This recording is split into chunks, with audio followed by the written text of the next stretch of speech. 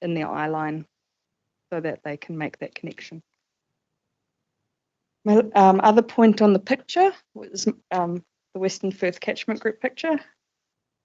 My question is, do people think that, could they think that perhaps the money is going towards the catchment group if we put that picture there?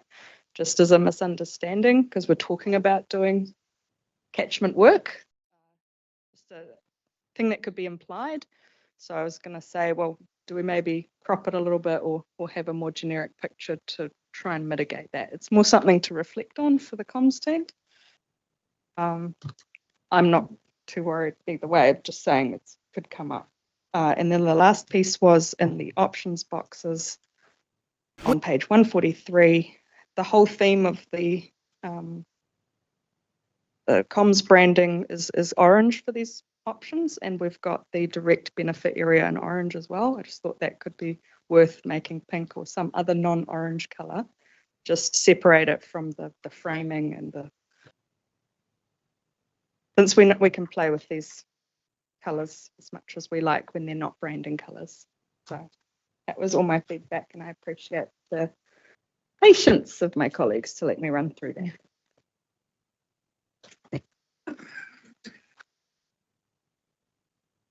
All right. What do we got? Councillor Hughes. Oh, thanks, Madam Chair. Very simple one, Jane. My phone number on page 151 is not correct. So I apologise to whoever that phone number might be for getting irate. So I'll give you the correct number later on. Not sure where else that number's been advertised, but it's not mine. No idea if that's mine. All right, Councillor Smith. So on page 137, I'd just like to say thanks for the words in the last paragraph of that statement, and where it says, but owing to lack of strong public support for either of these models, our councillors were keen to explore. That more fairly represents, because I think that's really stating what happened. The public said we don't like it, whereas the previous wording, councillors were giving credit to saying, no, this wasn't good enough. So thank you for reflecting what really happened, because I think that's, well, it's important to me that that's what we reflect. Thank you. Councillor Marr. Thank you, Madam Chair. Probably adding to Jen's here, maybe that picture changes to a little bit of river work or something, which is more relative to the work that we're doing in Wharekauā Coast. Around the questions on where we're holding that hearing meeting, yeah, definitely Hauraki District Council somewhere, whatever's going to work out for the technology, rather than I know Thames Council have offered, but yeah, but rather see it happen in that area. And then lastly, I know I wasn't here for the workshop, but I still don't see the need for the coromandel consents piece to be in there. It is my area, unless other councillors have a real need to see it there. I'd rather see it removed. I think it just creates more confusion. It's not a talking point that we're looking for, so I don't see the need for it to be in there. That's me. Councillor Cookson. And then Councillor Yeah, I suppose what the Councillor Marr just mentioned about where it's going to be held, that's still to be decided. So it'll be in the Hauraki Plains. It shouldn't be actually mentioned where it is, because we don't even know if it can be held in the buildings in Ngātia, because they're being upgraded at the moment. So it might even have to be in Chambers and Pyral. So, yeah.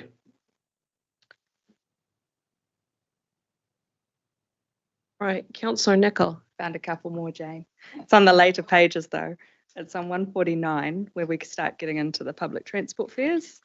Thought it could be worth, at the end of that first paragraph, it says increase the portion of cost that's covered by the fares paid by transport users. I thought it'd be worth saying public transport users. And then in the second to last paragraph, it says our councillors are aware of the ongoing cost of living pressures and acknowledge that changes council has been asked to make. After that, I would add by NZTA or by coalition government or whatever is suitable. It just gives context who asked us to make the changes. And then under the prior year surplus, I note as you read it, you make mention, or we make mention of a 6.04 million value. We make mention of a 4.5 million value. We make mention of a $414,000 value. I think some people might read it and say, well, okay, you start at 6 million, you take 414,000 off, but that's not 4.5 million. Is there some way we could help address that maths question that may pop up for people so that we don't get a whole heap of feedback about maths? And I'd be very happy to support Councillor Ma's comment about removing the comprehensive consent renewals. Agree. Just that why, came up by misunderstanding in a way. Yeah. yeah, just while you brought that up, just looking for support for that, to remove the Coromandel consents. I know it was suggested at one point, so I just want to gauge, everybody okay to take that out?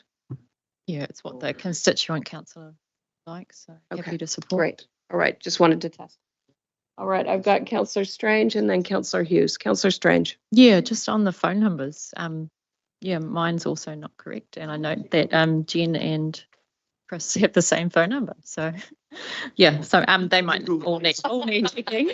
That is, it's getting double.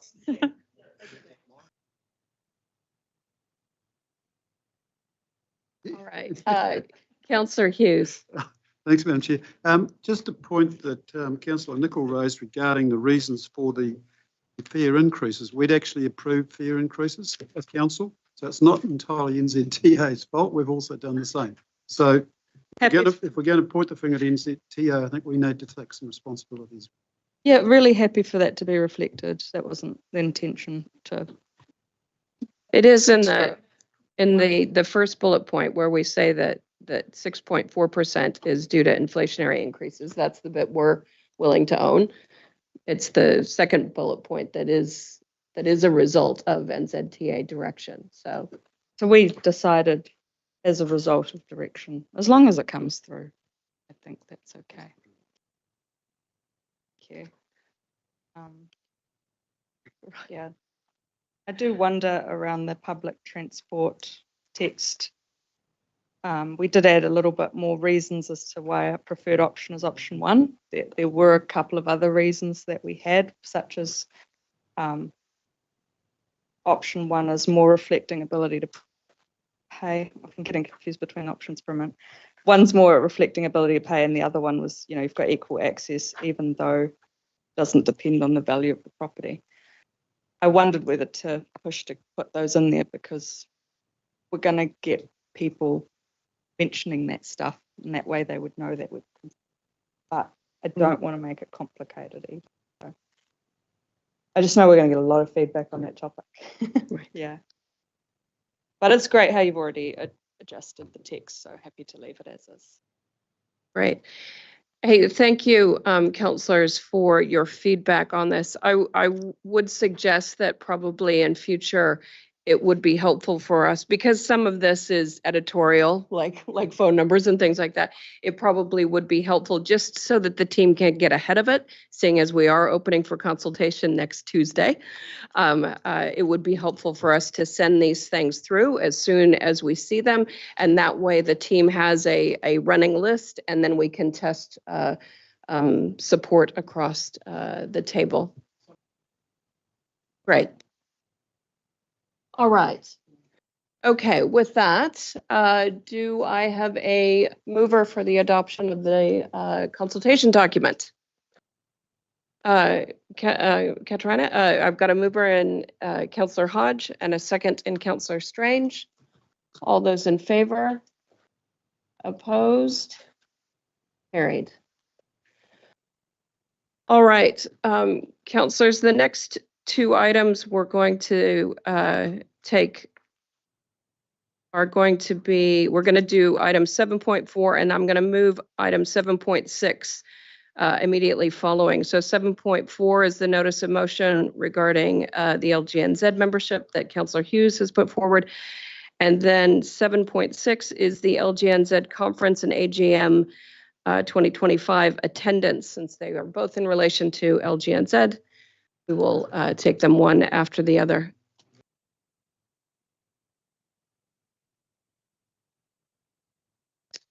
Okay, so we've got item 7.4. This is on page 180 of your agenda. I have a notice of motion. Councillor Hughes has put forward, and it's been seconded by Councillor Smith. Councillor Hughes, would you like to speak to your notice of motion? Thanks, Madam Chair. Look, I've put this up. I know I raised this at a council-only meeting some 2 or 3 months. It was after the last LGNZ meeting in Wellington, and there wasn't a lot of support around the table. So I asked the question, can you please tell me what you actually feel we're getting out of LGNZ? And I'm still waiting to hear from anybody. So I thought on that basis, best to put a motion, because it is an expensive exercise belonging to these external bodies. I've had a little bit of feedback from staff on it, and I think their issues regarding training can be adequately addressed.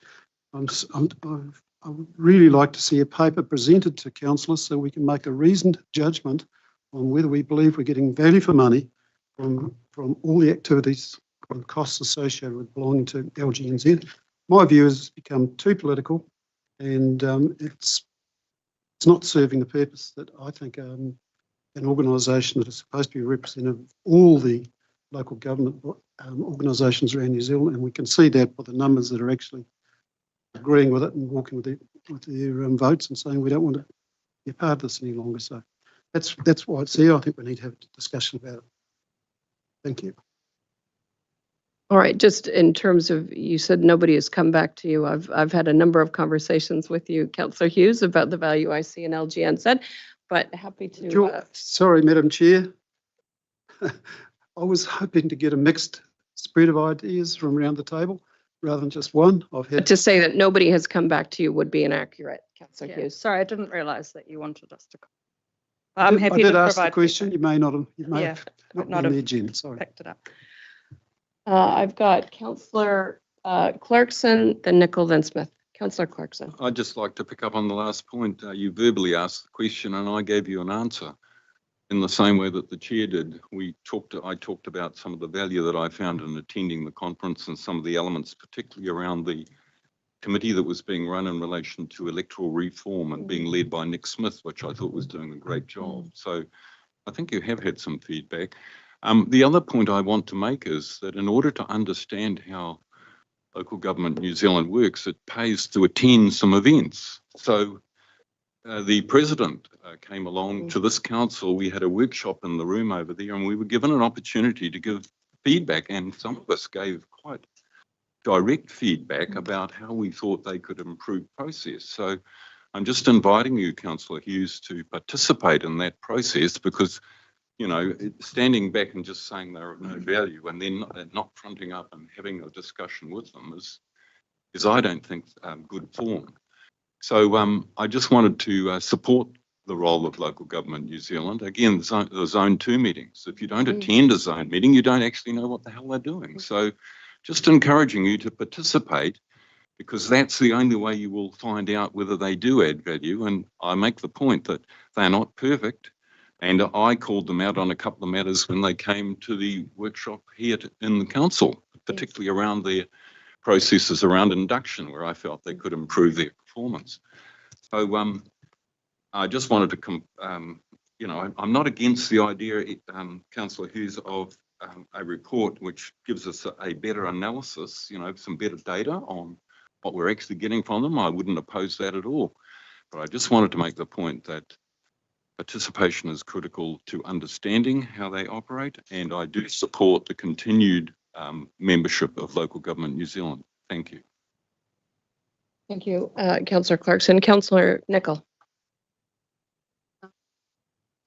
Yeah, so as my feedback, I have participated in the young elected members group, and I found it very supportive for that. Some of the feedback that I gave to them recently, actually, when they were here on the 3rd of March, was that I think they should go broader actually with their support groups that they have. So they've got young elected members and some kind of women's network. I actually think that they should have something for everyone, not just some minority groups. Or, you know, because some of those solutions that they're trying to seek, I believe, through those groups are actually found in the other places. So, you know, that's the thing. I'm uncomfortable with the premise of immediately jumping to conclusions or kind of implying conclusions that we might not want to continue membership of LGNZ in the context of recent weeks where Western Bays chose to jump out, you know, it's an attempt to just be like them. I respect Auckland Council's decision to not be a member because they made it at the start of the triennium and they were committing their council to that. I wouldn't want to commit the coming council within the next 6 months or so to a decision. I just think it's too late in the triennium for this one. When I saw the motion, I thought, oh, this was something we could have canvassed at some stage during the Finance Committee or, yeah, for example. So, but I do get the conversation should happen with full council, and so I can kind of see where it's come from. Yeah, so if we're not happy with them, I think we should give them formal feedback of the things that they should change, and that usually would be done in a letter. I think as a first step, I wouldn't ever want to jump immediately to saying let's just exit without giving them any formal feedback. Although very happy to chat about, you know, ABC, that type of thing, because it's important that we're all kind of on the same page for these things. That's it for now. Thanks. Councillor Smith. Thank you, Madam Chair, and I've supported this motion so that it's come out onto the table, and I have my own personal views as to what I think of LGNZ or not. However, Councillor Clarkson touched on the issue for me, and it reminds me, and I won't go onto this too long, but a farmer was asked why he was doing something, and he said, well, that's what Dad did. And if you continue to do what Dad did forever and ever, is it still the right thing to be doing years later? And so the issue here is, should we be part of LGNZ or not? When was the question last asked? And do we now understand why we are part of it and what benefits come to council? And it is on that basis alone that I support this going to a wider discussion. Absolutely supporting this and without predetermining what the outcome might be. But we need to understand why we're part of it and that we should continue and gain the benefits from it. Thank you. Councillor Strange. Yeah, thank you. Yeah, I have also no problem with 2A, B and C. I always think it's good to get good information. However, yeah, the timing of it this late in the triennium, and I find it a little bit ironic when you say it's too political. Since we are in a political environment as local government interacting with central government. Yeah, I also attended the workshop and with LGNZ President and CE, Deputy CE, and yeah, gave them honest feedback as well. So that was the opportunity to actually have a conversation and build that relationship as well. To me, being part of LGNZ is part of that regional leadership conversation as well. So, you know, all of our TAs are part of it. It's a good opportunity for us to interact. Zone 2 last week was a great example of getting alongside our colleagues within the region and Bay of Plenty as well. And yeah, talking through current issues. But yeah, looking forward to the data. And if we do want value for money, then we need to actually use what we're paying for. So the online training and the events that they do run. Thank you. Councillor Mahuta. Kia ora, just checking you can hear me. Yes. Kia ora, just checking you can hear me, Pamela. Yes, I can hear you. Thank you to both councillors for raising the matter. I'm just wondering, because this is a governance membership by subscription thing, the staff can only at best do the financial report. The value derived benefits have to come from all of us. So just asking, are we asking the staff to write a report that they're not efficiently? It's like we don't report on Slogham, the one that they attend. So I'm just saying, what can we get out of this report other than the finance? because again, as councillors are adding, the benefits have to be discussed by us. And just in terms of being too political, I'd like to understand what it is councillors are pointing to, because that's quite a broad statement and we're in a political year.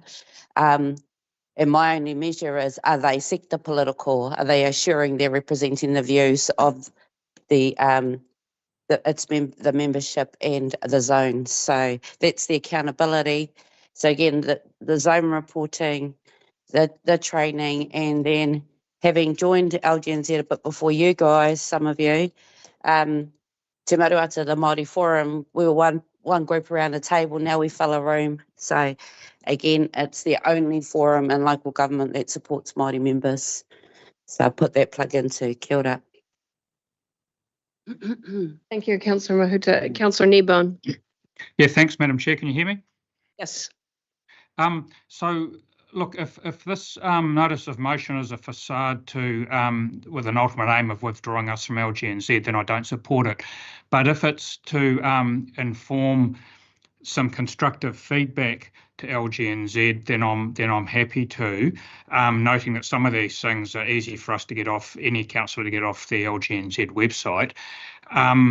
I don't think we should be making a decision as to whether or not we continue to belong to LGNZ at this point in time, because Chris McClay, you might be help me, but I forget what the cut-off date is for us as elected councillors to make these sorts of decisions, but we're only a couple of months away or 4 months away from it, as I recall.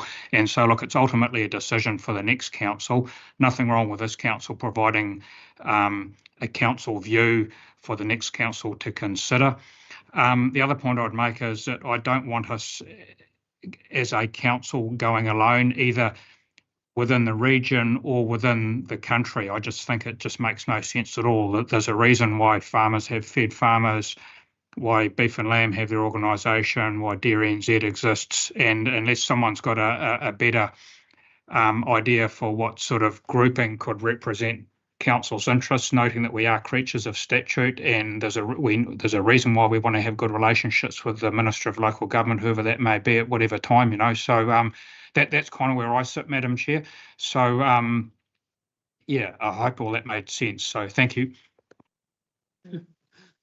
I think you make a really good point, Councillor Kneebone, around if we frame this conversation up, or whatever conversation comes as a result of this motion, if we frame that up around advice to an incoming council, I think that that's probably the best way that we can enable the next council to have an informed position on this. The other point I'd make is that if our council collectively has views on what LGNZ should do better or what they should stop doing, then hey, let's send a council letterhead, a letter from them with council letterhead on our council feedback to them. But we've got to have a bit of interaction with them over what our issues are before we go down the track of pulling the pin on our membership. That's just stupid. If that's not political, I don't know what the hell it is. Yeah. Thank you. And we did have that opportunity to give them face-to-face feedback very recently, and it's unfortunate that not all councillors were able to attend or chose to attend. Councillor Hodge. Well, okay. Well, listening to what my Tipper has said and Stu Kneebone, I guess my korero was around that, but I do understand this motion around A, B and C. There's nothing wrong with us wanting to know what we spend in that space. I don't have a problem with that at all. I didn't see in here anything about do we stay or do we go. I just thought it was an excellent session. It's on point for one. cost and that, Yeah, it just says the staff table report of April meeting, blah, blah, blah, yeah. But, it doesn't say in or out. Consideration of continued membership. Yeah. But so listening from us who've been around the table for a long time, we have used LGNZ quite often. We used it to understand what conflict of interest was. What was the one we had a lot of trouble with between our last chair and one of the members? We used all of the information around helping us how to deal with that. We also, they are our line besides the chair between the council and the Crown. So there is some real good reasons why I think we should be there. But I do agree with what Pamela and Stu said. Let's put something together for the next council to consider. But we need to be really upfront about what that actually is and isn't. Because for a new bunch of councils to come in and try and understand what the old councillors may have put in, I'm not saying we're all going to leave, but you know, it's not easy for them to understand that. So we're going to have to rely on our CEO, because he should be the only one who's got a job when we all get the person at the end of the year. But going from that, Chris has been around for a long time, been involved with councillors and LGNZ for some time. If the cost is a problem, then we should be only sending one person. And that's usually the chair, the CEO pays his own way. We get invited to go because we are all allowed to go. You know, we get invited to go. You don't have to go. I haven't been to AGM because I didn't see the reason why I need to. I relied totally on our chair and CEO to come back with the information. But I have been to the Māori one that Tepa talked about.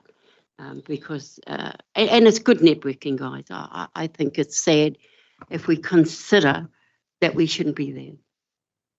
I just think it's... Councillor Marr. Thank you. Just to Chris's point, I do remember the last time that we organised members to go down to the AGM that he did ask for a written report to come back to council. I was one of those members that travelled down there, so I apologise for not following through on that, Chris, although we did have verbal conversations, as obviously a number of councillors have. What I would say is I don't see any predetermination here at all, and I do support this for the information value that will come back to us. So I just think we can make more improved ideas, and whether that's to the next incoming council or what it may be, but information is power, and that's where I sit. Thank you. Councillor Cookson. Yeah, thank you, Madam Chair. I support the motion as well, but the only thing I'd like to do is maybe make an amendment that it is all membership of organisations we belong to, not just our LGNZ, that we know the true cost of all our memberships of organisations we belong to. Those do get presented to us, don't they, as part of the long-term plan process, the workshops that I've seen the membership costs come through. I like that idea. It's not that, sorry, Madam Chair, it's that we know all the costs of all the organisations and shouldn't say organisations, memberships that we belong to, and that will help with the thing is that, okay, the membership of LGNZ is this, and that's, and CoLab and everything else, so then we can analyse and do a good, work through a good process of understanding, okay, what is the benefits? I think it's unfair just to pick on one organisation. Yeah, that's fair. I'd support that.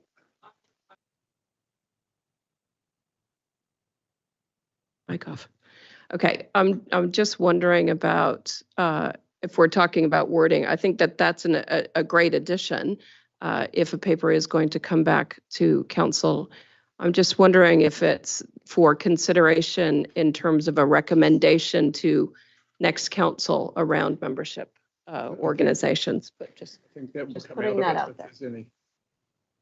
Yeah.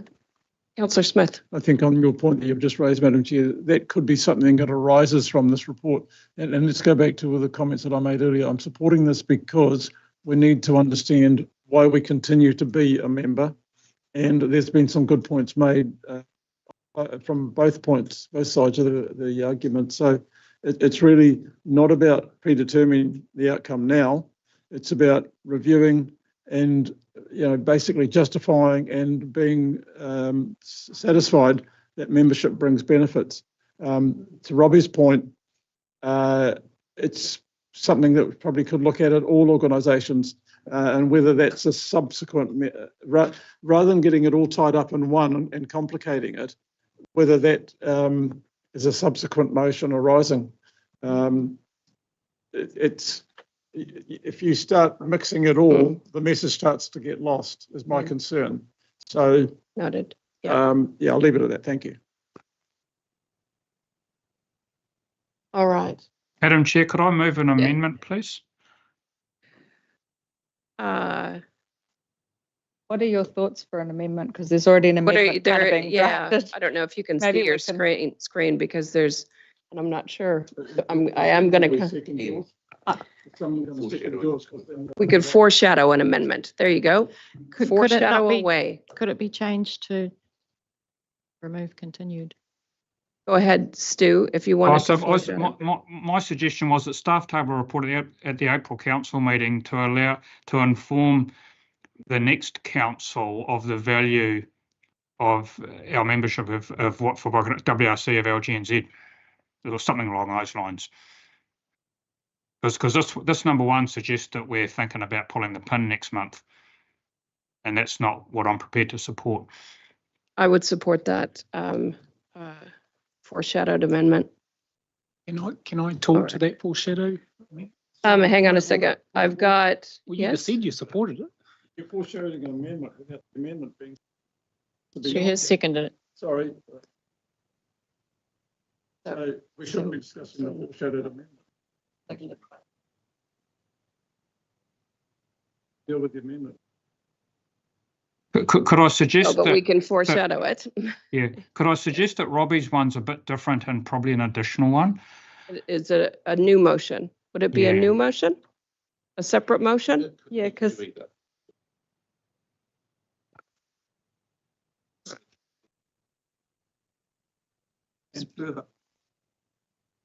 Just So both the amendment and foreshadowed amendment we have on the table are valid. They're not direct negative or pulled out in that respect. Best thing to do from here would be to clear the two amendments one at a time, see where they sit, because obviously we could carry the first amendment and the foreshadow amendment could override that.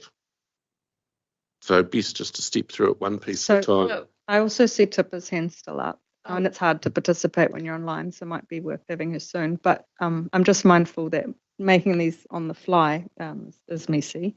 I think it would be nice for the council to just consider what a process they might like to go through to come up with whatever outcomes we're going. Because I believe that rather than a meeting of council, a workshop and then something coming back might be helpful to resolving some of this stuff. So maybe we just take a 5-minute break and. Yeah, I think we're going to take we're going to adjourn for 5 minutes and just allow us to gather our thoughts on this. All right. So Could we'll I adjourn just- the meeting. Could I just Maybe make one comment, Oh, Madam sorry. Chair? I was just Sorry. saying, Yes. I'm not Before we against- adjourn, I just want to let Councillor Kneebone. Yeah. I'm not against what Robbie and Downard are asking for, but the point is that you've got to ask for a whole bunch of reports of all industry bodies and groups as well, which is really, really big. And that's one I definitely think staff should, because we should have a process to do what they're asking for, but that's really, really big, and we need to think about what that process looks like. That was all. All right. And before we consider that, I do want to allow our chief executive to make a comment. So I think that in putting this through, we're going to have to consider the content, because there are things that council are a member of, and I think that we don't want to confuse things that council have a shareholding in. So that's my first point. There's a lot of memberships which relate to professional memberships for staff or groups of staff, and a lot of that is covered by training and development budgets and so on. So I assume we're talking about things that council in it as a whole are members of only. And I think it's implicit in the discussion and the intent of what was put in, but you're only asking for really the factual content that we know of costs and benefits, and no value judgment on that, because that's what you want to have a discussion of later on. Okay, so just before we adjourn, because I know it can be difficult when you are online to participate in these. So I did see hands up from Councillor Mahuta as well as Councillor Dunbar Smith. Before we adjourn, did either of you want to say anything? If I could just pick up where Chris left off, I think, Sure. again, just to reiterate, staff can estimate the cost, the benefits of our membership can only be determined by a survey of council laws. Staff can't jump to that because they're not members themselves. So just want to give them something they can do, but they won't be able to assess the benefits. We'll have to do that. Thanks, Pamela. Great, thank you. Councillor Dunbar-Smith, did you want to make any comment? Yes, I just wanted to pick up on the point that Robbie has made there in relation to membership of all industry bodies. If this report is heading towards informing the next council, it would be useful to have not a detailed explanation of each of the memberships, but certainly the costs and a one-line sentence to indicate to Uri Kihaka, for example, I think it's $400,000 a year. So that was something that didn't arrive to my knowledge until earlier last year. So it would just be useful to have that. And I wonder whether that could be item 3. So it's in addition to the points 1 and 2. So that's just something to consider, that there's a table that gives the additional cost for membership. All right. We're just going to adjourn this meeting for, let's do 10 minutes. All right. We'll be back at 11:10 a.m.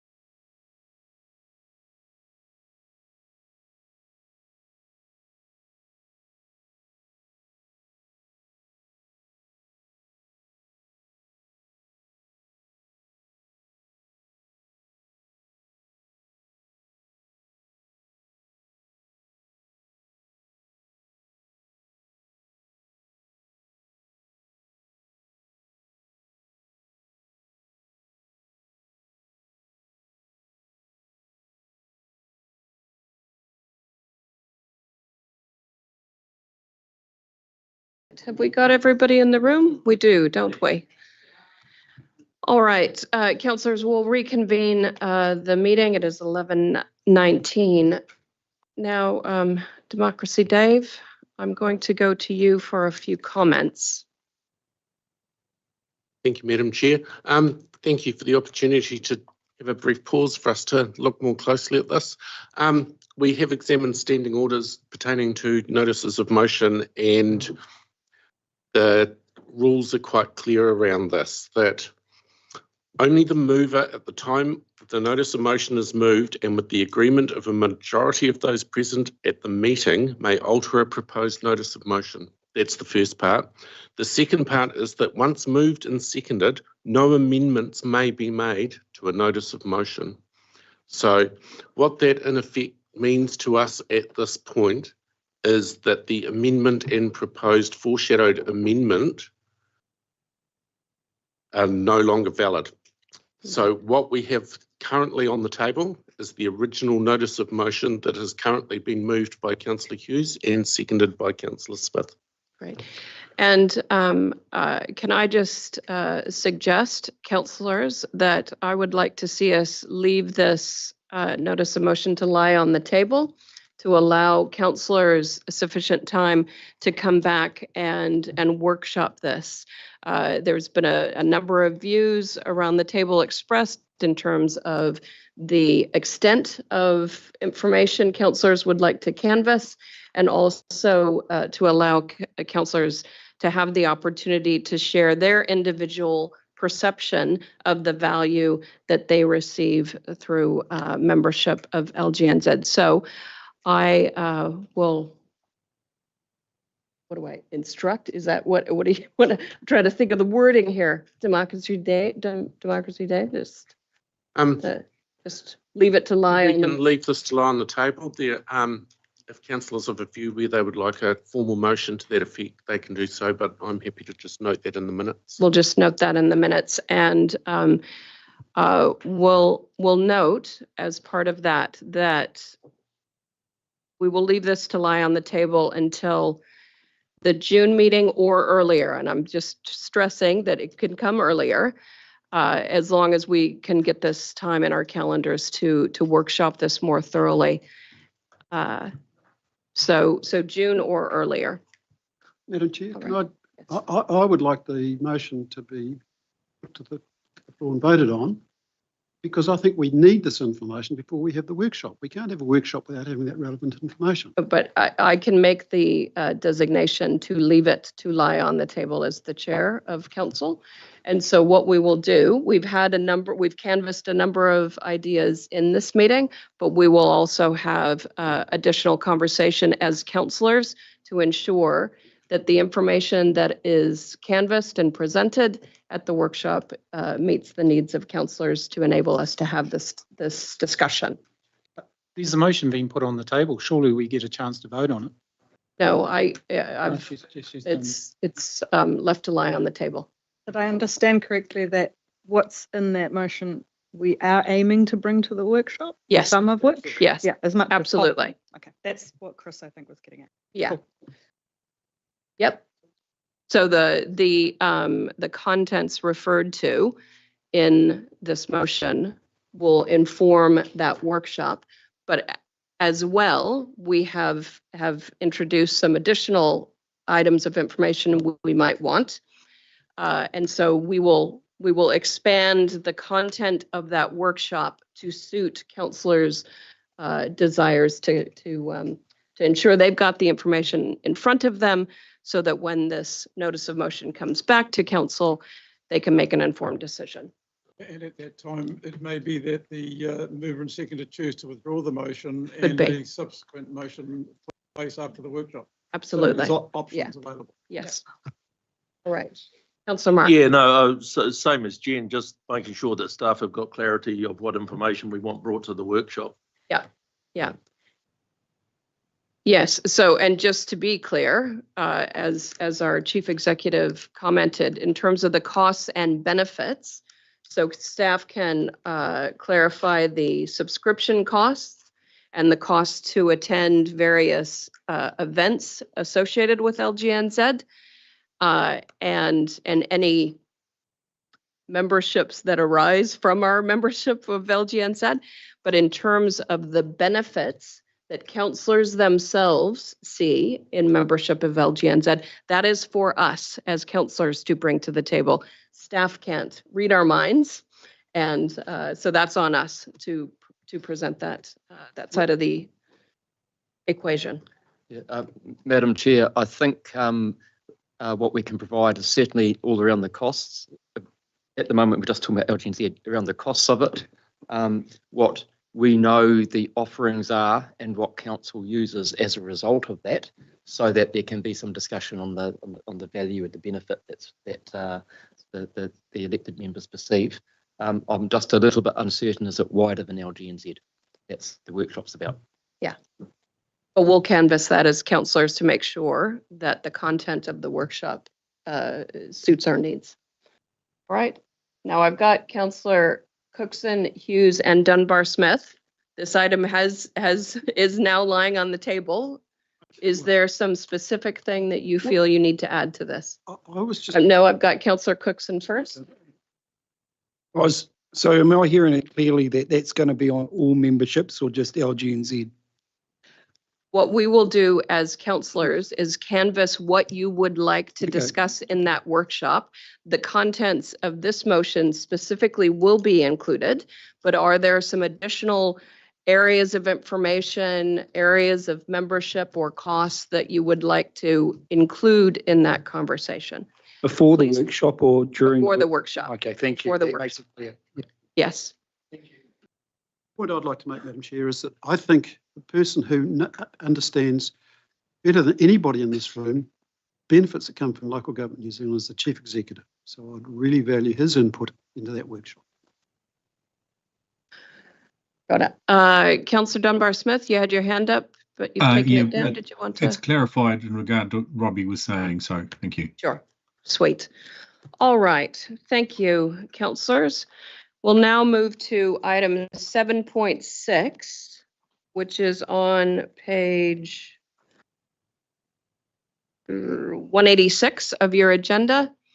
And this is in regard to attendance at the LGNZ AGM and Conference 2025. It is being held down in Christchurch. And the AGM is on the 16th of July, 2025. I will just note for councillors that the scheduling of this conference is during our July recess as a council. And so just letting you know that I am not available to attend this. And Councillor Clarkson, I believe, I'll let you speak to your availability, but just flagging that for councillors. All right. Does anybody, I don't know, do we need is anybody speaking to this item? Or we all know what we're talking about, eh?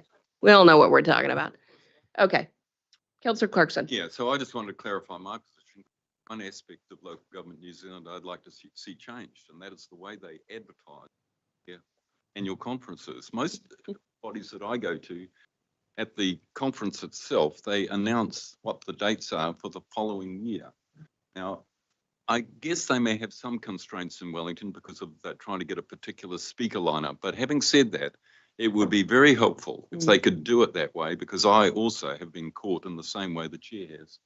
As soon as I saw the recess on my calendar, I went off and made the bookings. About 4 weeks later, in comes the message about the annual conference for local government New Zealand. So having said that, I just wanted to, at this point, nominate two councillors to attend the conference, Councillor Kneebone and Councillor Strange. And I'd also like to nominate Councillor Strange as our delegate, given the fact that the chair and the deputy chair are not available. Thank you. And Councillor Strange, I believe, has voted and acted as our delegate at the AGM in the past day. So you've got experience in that space. So sorry, you said Councillor Kneebone and Councillor Strange. And I do note, Councillor Mahuta, you have expressed your interest online. I've got Councillor Marr. Thank you. Just a question around the regional sector part, and I don't know how it ties in with this, and I know councillors and mayors and that seem to do the regional tour prior to this. So do we have any option to attend the regional sector visit? Yes, and it's an interesting time to ask because that's only just been sorted out very late in the piece too. I haven't booked anything. I just I'm interested to know where you've booked to go to. So traditionally, the sector tour was usually attended by chairs and chief executives, and I think that was by weight of numbers, the logistics of organising it. I have noticed in the last few years that other councillors from other regions have been attending more frequently. And so, yes, I guess it is open, but I guess it's also on a first in, first served type basis because it's, so this year, 6 weeks ago, 8 weeks ago, there actually wasn't anybody had put their hands up to run the tour because with the conference in Christchurch, they'd normally have it in advance of it. Of course, Canterbury ran it 2 years ago. It has just been decided, I think it's going to be in the West Coast and it's going to involve 2 nights in Hokitika. I don't know if the chair's got any more information than that, but that's about the limit of what I know. So I don't know what's planned in terms of itinerary, even if that's been decided fully at this point in time. But the answer is yes. My understanding, Chair, is that conference attendance, there's money set aside in governance budgets for that for a limited number of people. The regional sector tour attendance is for elected members is outside of that. It is outside of that and is funded through your professional development. Well, thanks for that, Chris. And it was mentioned to both Robbie and myself when we were down in Wellington last time that how come we don't go on the regional tour? So I'd certainly like to indicate a desire to go on that, and I think Councillor Cookson is of the same. And not sure how to progress that, but if it's noted here and minuted, and then we can look into it further, I guess. So this is, so the motion that we're discussing though is for the conference. Can I get an indication, are you, and this is a collective view, are you expressing interest in attending the conference, or are you expressing interest in attending the regional sector tour only, or both? So we've got, wait a minute, let me make sure I've got everybody. So I've got. Sorry, Madam Chair, just while you're capturing that, and I think it is useful to try and get a feel for what the interest might be, because I'll need to get it. I'll need to get some information, and I'll need to let them know in terms of numbers. Yeah. Well, for me personally, it's first and foremost the regional sector, and happy to leave that space open for someone else that may want to go to the LGNZ piece of it. Okay, and I know Councillor Kneebone, you were interested in conference as well as regional sector? Correct, and just FYI too, and Warren, you'll know this, I'm just not quite sure what our Warren and my time commitments are going to be with the coastal plan too, but we'll try and get that nailed down next week, possibly, Warren, we might need to, Yeah, so there's sounds like there's dates, so hopefully we can get that tidied up, Stu. Yeah, totally agree. Yeah. Thank you. Okay. Yes. Can you use your mic? Just seeking clarity from Councillors Marr and Cookson. Is it regional sector tour only or both? No. Oh, I haven't answered yet. So for me, I'm okay to do both, but my priority is the regional tour. So if it leaves the space for someone else to do the LGNZ piece, another councillor, then I'm happy not to do LGNZ, if that's clarity for you, Councillor Smith. Yeah. But I don't want to cut someone else out for that, and if it costs me, then that's fine, you know.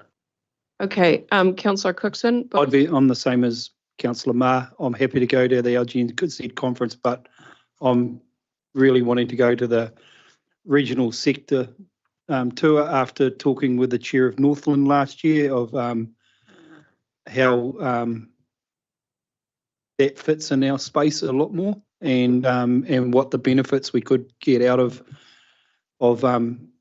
being with other councillors from other regions instead of the TAs and community boards, that there'd be we'd get a lot more from it. So that's, yeah, thank you. And Councillor Strange? Yeah, could you just clarify the cost of the regional sector tour and where that costing comes from? The cost Yeah. comes from your professional development budget. Just like when I attend, it comes from my professional development budget. But we don't have any indication of the cost of this particular tour yet. Yeah, I mean, I would also be keen on the regional sector tour and conference. However, yeah, details to be worked out.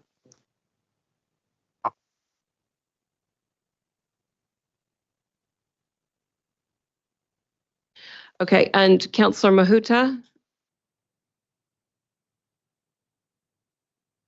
Councillor Mahuta, sorry, go ahead. The regional sector tours are a great way to work with regional governments. I encourage councillors to go. I'm also happy to be an authorised voter. I did it for two terms of council as well. My interest is in supporting councillors while we're there, but I just note I would attend to Maruata on our behalf, which is normally a day before the conference. Yeah. Hapai, thank you.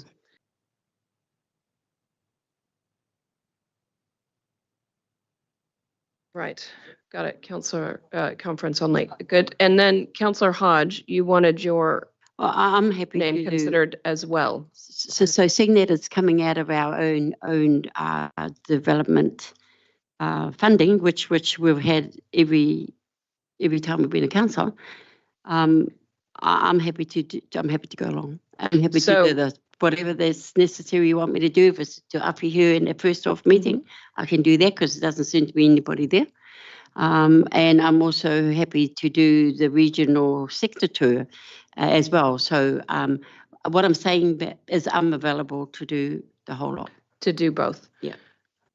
Okay. Thing is coming out. All righty then.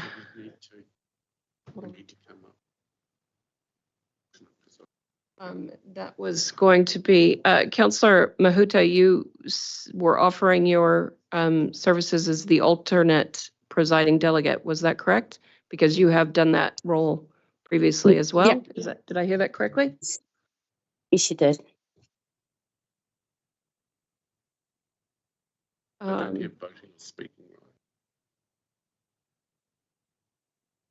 Right, okay. So we'll take out the other 2 spots for the delegate because that is just for the AGM. And for I'm just trying to think, like, what was we normally allow for 5, is that right? It varies. In terms of budget.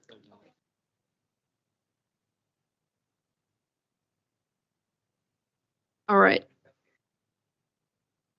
Sorry, what are we doing? Oh, we've got a mover in Councillor Nicol and a second in Councillor Smith.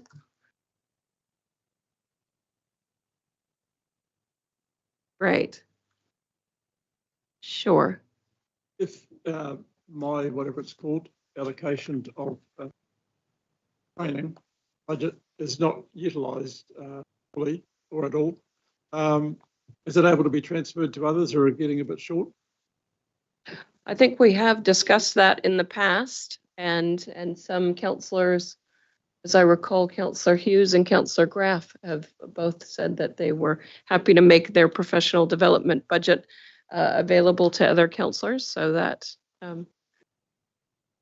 that's fine with me as long as it's noted, Madam Chair. Yep. All right, we've got a mover and a seconder. All those in favor? Opposed? Carried. The book report afterwards. All right. Okay, councillors. We will now move to item 7.5.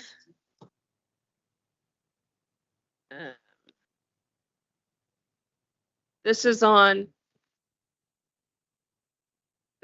page 181. Councillors will recall we had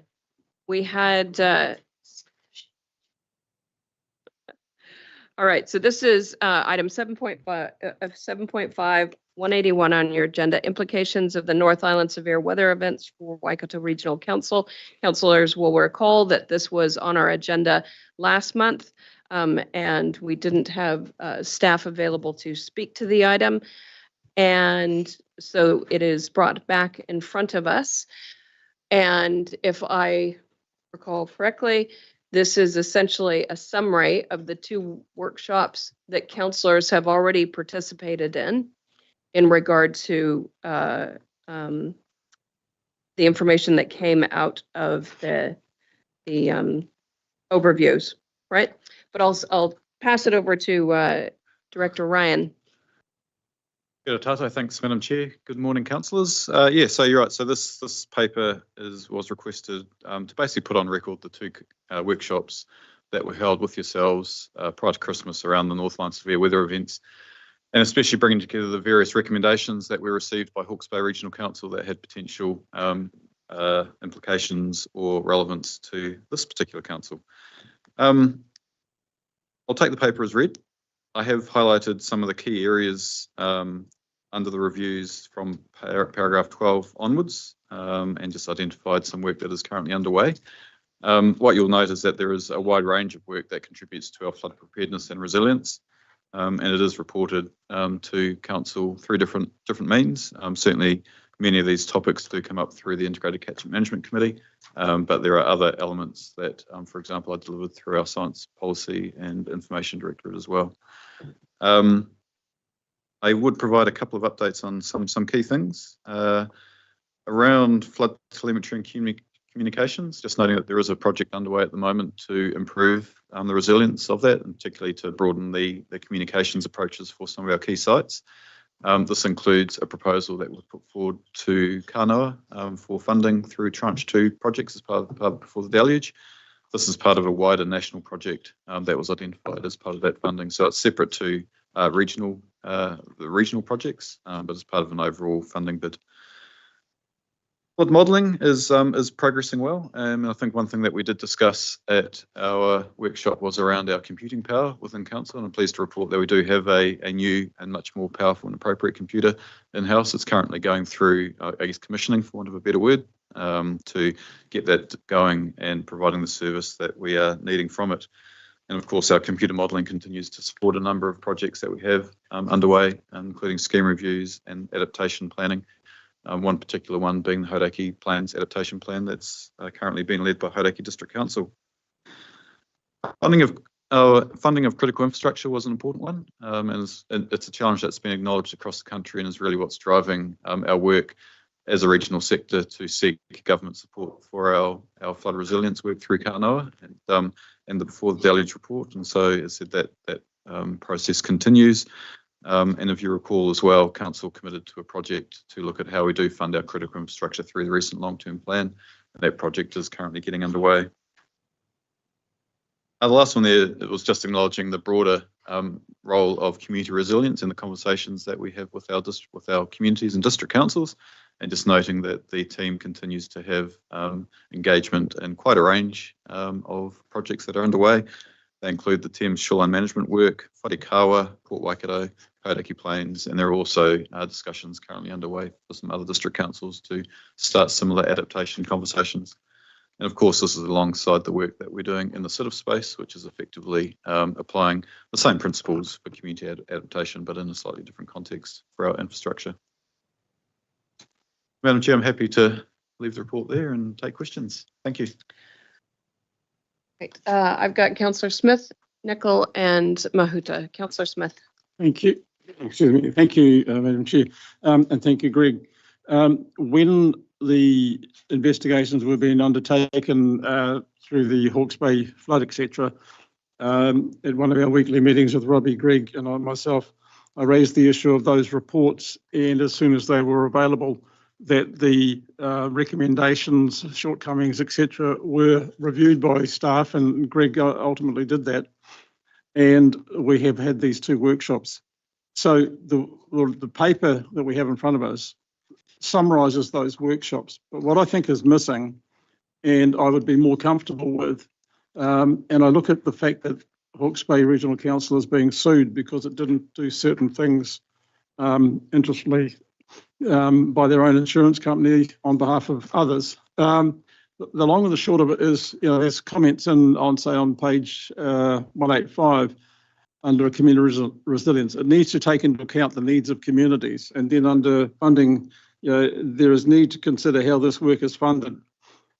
What I would like to see is a report that actually identifies what the need is, what we're doing about it, not what needs to happen, what we are doing about it, so that we can identify should an incident, and heaven forbid if one was to happen of that magnitude in this region, that we have identified the issues, that we've actually got an active program in place to address it, and timeframes. So whilst I thank Greg for the report, I think it's not what I was expecting. I think it's deficient to cover off, we've got to mitigate the liabilities of council going forward. So I would like to see more work done and a report brought back to council to identify what, by when and by whom. And I think realistically, that's probably all I want to say at this stage. It's good, but it's not enough. Thank you. Yeah, and through you, Madam Chair, I'm happy to respond to that request. Sure. Yeah, as said, there's many work programs underway. Some of them do get reported through our different committees, but I'm happy to provide an omnibus paper that brings it all together succinctly for council. Yeah, for example, that computer that's just been brought in, it's noted under there.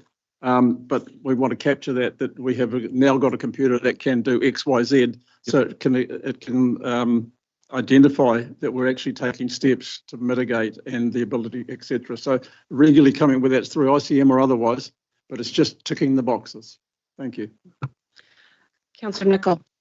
Thanks. Yeah, and I gave Greg a heads up yesterday. It follows on nicely from what Noel was just talking about. But when we looked through that table in the report, saying that there's stuff happening, my question was, where is each of those things being tracked by governance? I think that we need to take the responsibility to make sure that it is happening at the pace, and the pace is dictated by what we give budget-wise. And I'm mindful that obviously staff will do their best to assess that and propose it, annual plans and long-term plans. But if we're tracking it, because I was picking, it could come ICM, risk and assurance, CDM, or the JMAs. If it's in a lot of different places, it's very hard for us to keep that overview. So yeah, just if we could do what Noel said and incorporate that, that'd be great. Councillor Mahuta.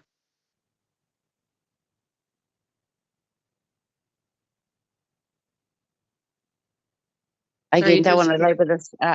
Along the same vein as Noel, just wanting to know what sets of actions are we taking that we can count against this resilience framework? Because I think that be saying to know the hazards and the risks and what's required is one thing. To do anything about it and to show that we did act would be something that we could give the next council in confidence, saying these are the next steps as you go to review plans into the future.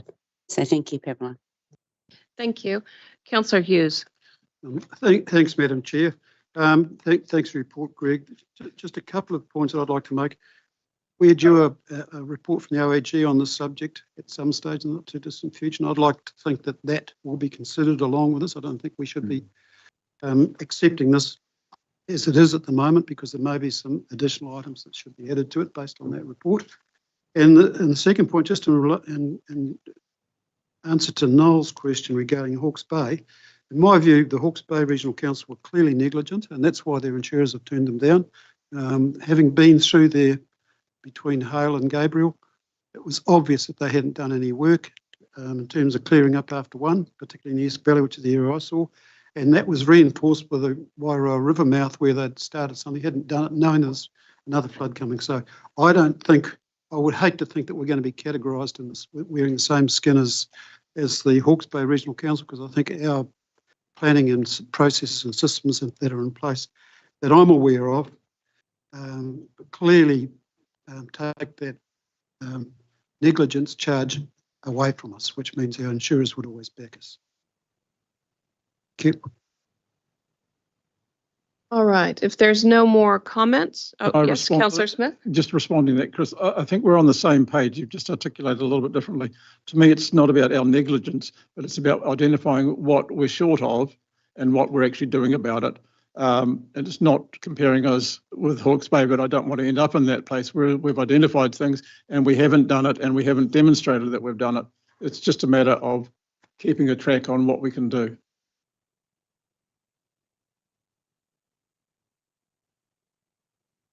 All right. Thank you very much, Greg, for bringing that back to us. We've got a mover to receive the report in Councillor Hodge. We've got a second in Councillor Hughes. All those in favour? Aye. Opposed? Carried. Oh, yes?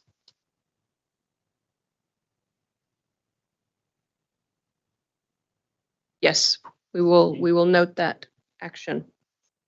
Good. Thanks, Council. Great, thank you.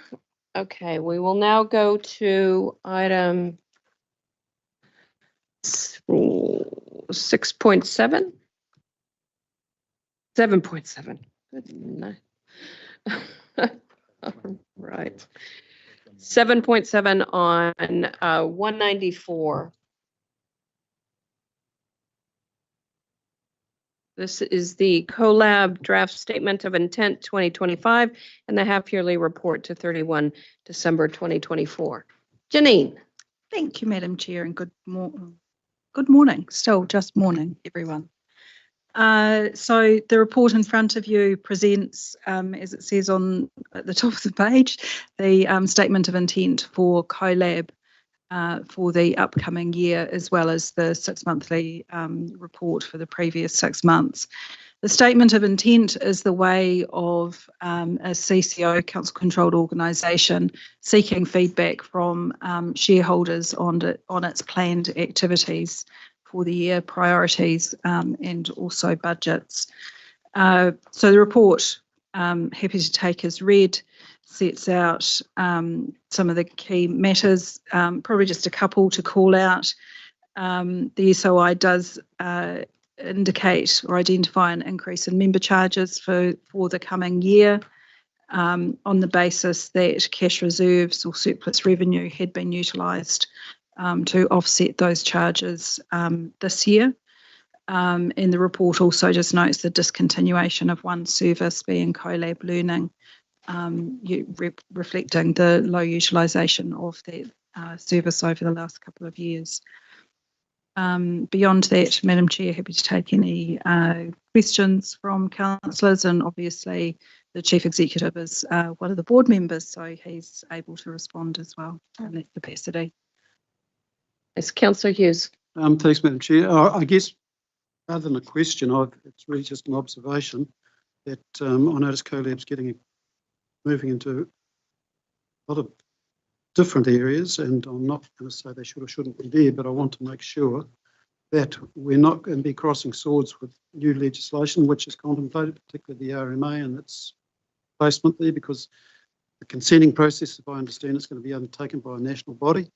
I don't want to see CoLab spending money on setting up systems which is going to be redundant, possibly in 12 months' time. So I just want to make sure that what they're doing is recognising future legislation which has been signalled and it's possibly coming down the track. Mr. Chief Executive. Yeah, if I could just make a comment on that. So I think that's probably well understood by CoLab. It is looking probably for the opportunities in new legislation where it can help be more efficient in delivery of any services that are going to be required. I do note, and I don't think you were referring to it, but there is a consent group in terms of building consents which are done, and that's under the Building Act, not the RMA. I'm not sure that you're referring to that, but just that is a service that is currently there's TAs come together. Yeah, so that's under the Building Act. Yep. Councillor Nicol. Thanks. I'll direct at the board member. I'm reading these in more detail every time, for sure. And there's a few things that have come up for me that I'm keen to raise with yourself or the chair, Peter Stubbs. So I might just foreshadow that I'd be keen to have a meeting with yourself or Peter at some stage. But the key points that I'd look at raising is it talks about being an ideas lab, and it talks about KPIs, shareholding councils understand the value we provide them. And it looks like there's a survey that happens May kind of thing.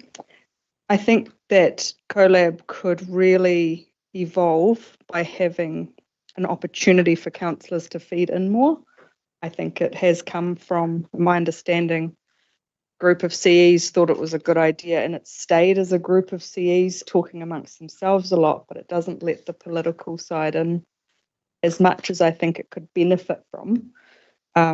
So whether that is allowing councillors in some way, hopefully not too expensive, feed into the ideas part of things, or share the new services that they're meant to be offering with councillors so that they can have a bit of a say on it.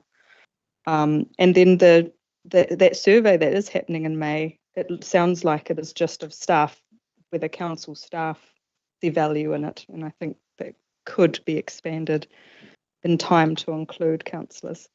When it talks about wanting to grow the scale of 24 new initiatives of shared services, and I note it says in there that some have evolved, but largely it's been unchanged, and there are only 2 in the past year, but the goal is actually to get to 24 in the following 2 years.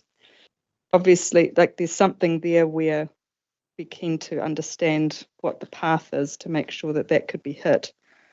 And so what I'm saying is I see the strategy, but I don't see much commentary on the effort or money being put into developing those new offerings. That's the kind of things that I just wanted to canvass with you guys, so we don't need to spend a lot of time on it now, but it's just something for people to think about. If you did have comments. I'll just make a couple of comments, Yeah. Very enlightening questions. It is a service delivery organisation in terms of where there are common services across councils. Obviously, CoLab has more in common, and I think Peter Stubbs refers to that in an oblique way in his introduction to the SOI.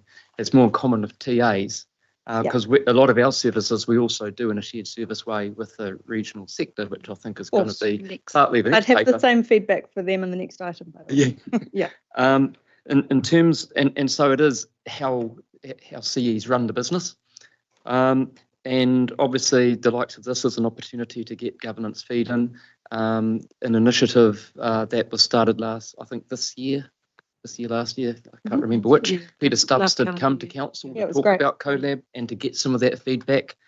In terms of the opportunities, it is an ambitious goal. And of course, CoLab is at the behest of the councils themselves, actually willing to take That's it on. right. And And so, the funding of that, which we are the ones voting on. yeah. So that's Not so the that's a challenge. Yeah. But there is an opportunities fund that is kept to be able to seed fund those opportunities in its inception anyway. And CoLab's trying to get better at making having gates where they make faster decisions about stop go instead of spending a lot of time and effort pursuing opportunities which end up not going somewhere.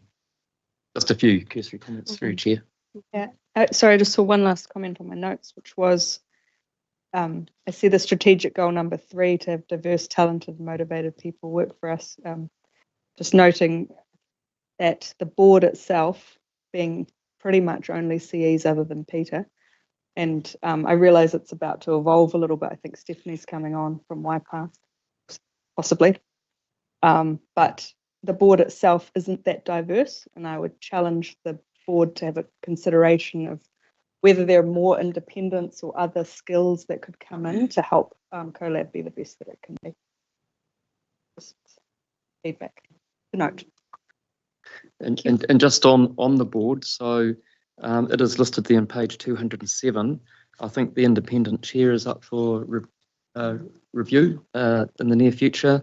Gavin Owen, of course, is needing to step down and will be replaced, and John Holyoake resigned from Western Bay of Plenty District Council, so there's also to be replaced. So there's plenty of turnover occurring in the board at COLAB as well. So good timing perhaps to consider the other point. Thanks. Right, Councillor Mahuta.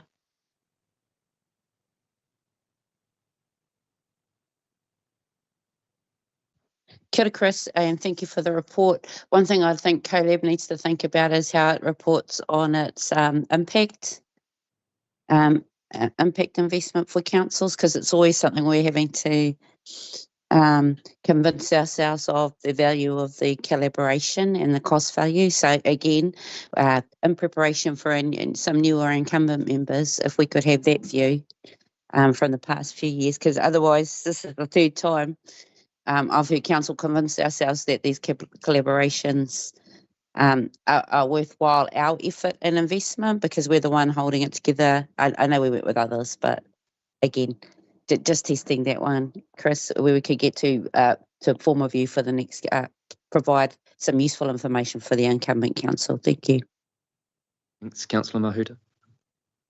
Councillor Hughes. Yes, sorry, Madam Chair. And it may not be necessary, but there is a way of formally communicating with these council-controlled organisations, which is with a letter from our regional council through our representative being chief executive. So if anybody's got anything that they want to communicate directly to the board, that's the normal formal way of going about it.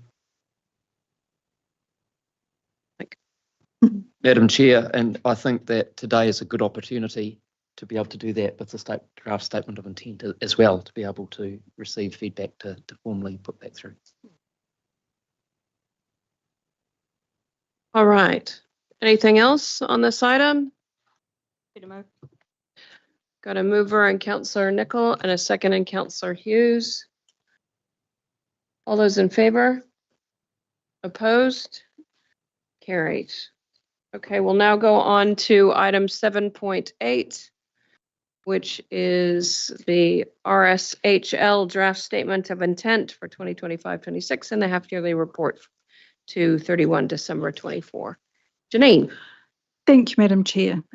So this is the same process for our other council-controlled organisation that council is a shareholder in. While Chris is a board member on COLAB, I'm a board member on Regional Software Holdings Limited. So any particular questions on this, hopefully I can help respond to those. A couple of key points to call out from this statement of intent is really wanting feedback from shareholders in terms of what the board has identified as our primary focus, not our only focus, but primary focus over the next 3 years, which is the successful implementation of IRIS NextGen in participating councils.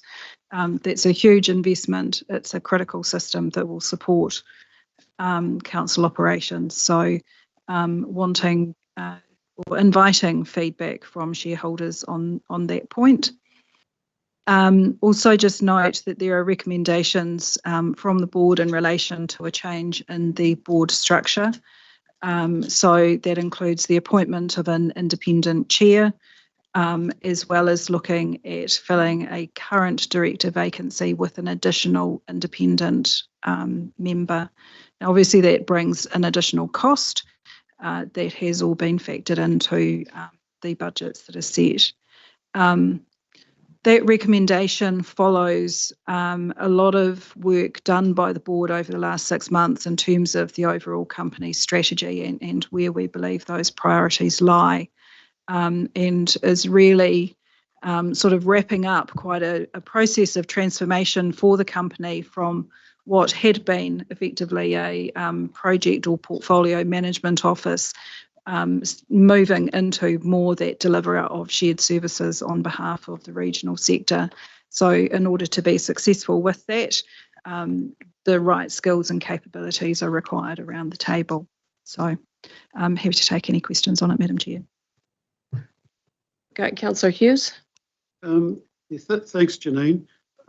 Public transport ticketing program, is that being driven by this organisation, or where is that being driven from? Is it in our transport group?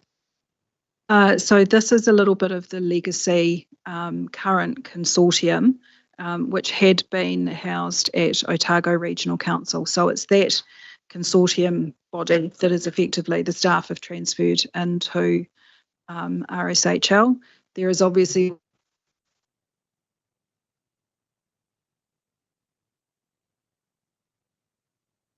in terms of our contribution into that. Okay, so this is not part of the national ticketing program? No. Okay. Thank you. Madam Chair, if I can just help with that. So I understand the national ticketing system has been led by NZTA. It's not a council-led process, but obviously we've got to work out what our place, if any, is in delivery, and Phil King might be able to advise on that. Yes, just so through you, Madam Chair, they are two separate processes, and previously the operation of the B card platform was being led by Otago Regional Council, and the movement of that into RSHL has allowed a more consistent delivery method with these other initiatives to be followed for that. The transition to national ticketing is absolutely being led by NZTA. And we had a report that went through the Regional Transport Committee meeting in March that set out the work that is starting to come our way now to support the transition from a regional perspective. You'll have seen in the media that following the creation of that report, the agency has announced a reprogramming of the rollout of that, and we wait to hear what that means for us and whether there is another delay. But in the meantime, there are and the communication and all of those things. So there'll be things coming to council and through the committees over the next 6 months on that. Councillor Marr. Thank you, Madam Chair. Janine, can you just outline the relationship to Uru Kahika for me, and then just what Gabrielle caused the costs, the one-off costs that's gone through because of Cyclone Gabrielle recovery? That's paragraph 14. 232, Yeah, 14. And number 14. So if I address the Te Uru Kahika first, Te Uru Kahika is effectively the regional chief executives as a group working together. Attached to that are a number of advisors. So RSHL provides the house or the housing, food and rations for those staff, but doesn't direct the work of those staff. Effectively, Te Uru Kahika will be where a lot of the opportunities for RSHL around collaboration, need from the sector is likely to actually be informed by. So those two things working really closely together is really important to make sure that it's relevant and meeting the mark. In terms of the Cyclone Gabrielle costs, my apologies, I would have to come back to you on exactly what that is. That should have just been a pass-through of funding. Thank you. But I'll revert to you formally on that. Councillor Nicol. Hi, Janine. The statement of intent, do agree independent chair would be likely to be a really good move, just from what I've heard and what I've experienced of that myself. Since you wanted feedback on that specifically, can you just define for me, because it says in there customer, who does, because it wasn't fully coming through by definition, who does RSHL define as the customer in their statement of intent? Yeah, been a lively discussion around the board table in terms of shareholders versus customers and who goes first. And obviously, as a company, we need to look after the interests of our shareholders first and foremost, but we achieve that through customers. Effectively, there is quite a lot of overlap between shareholders and customers because we are doing work for the regional sector. But customers can be non-shareholding councils and it can be others within the local government sector as well.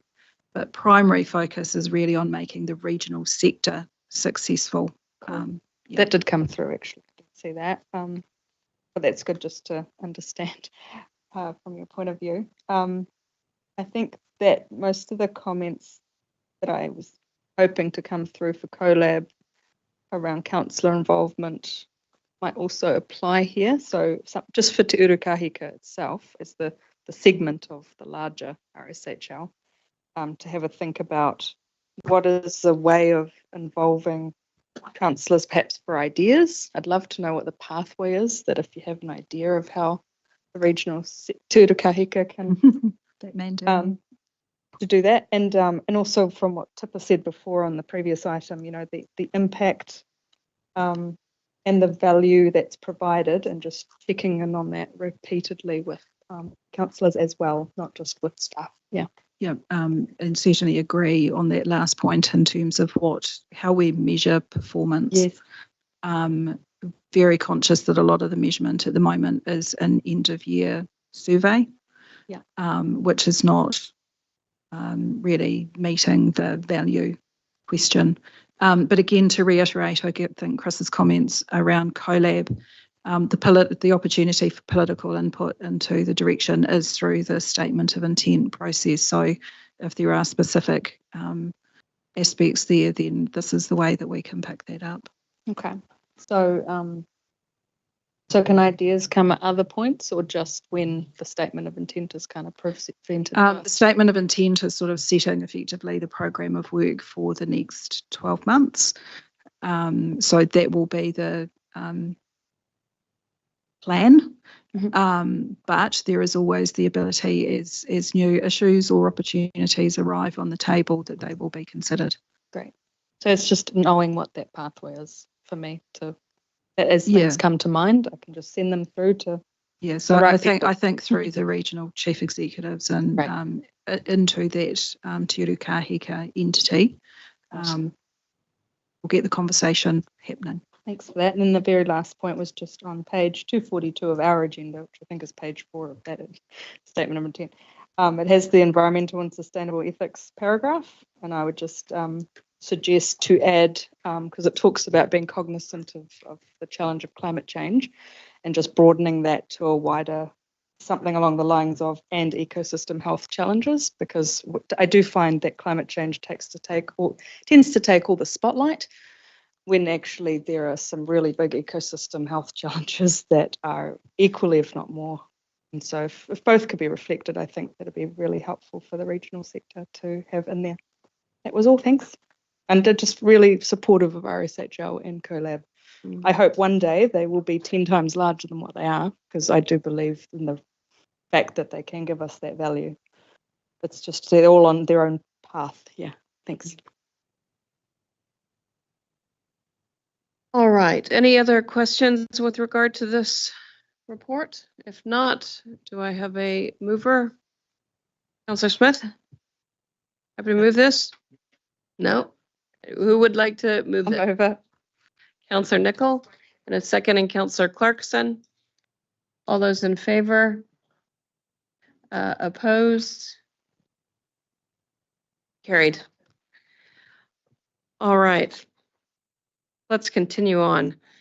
So now we are at item 7.9.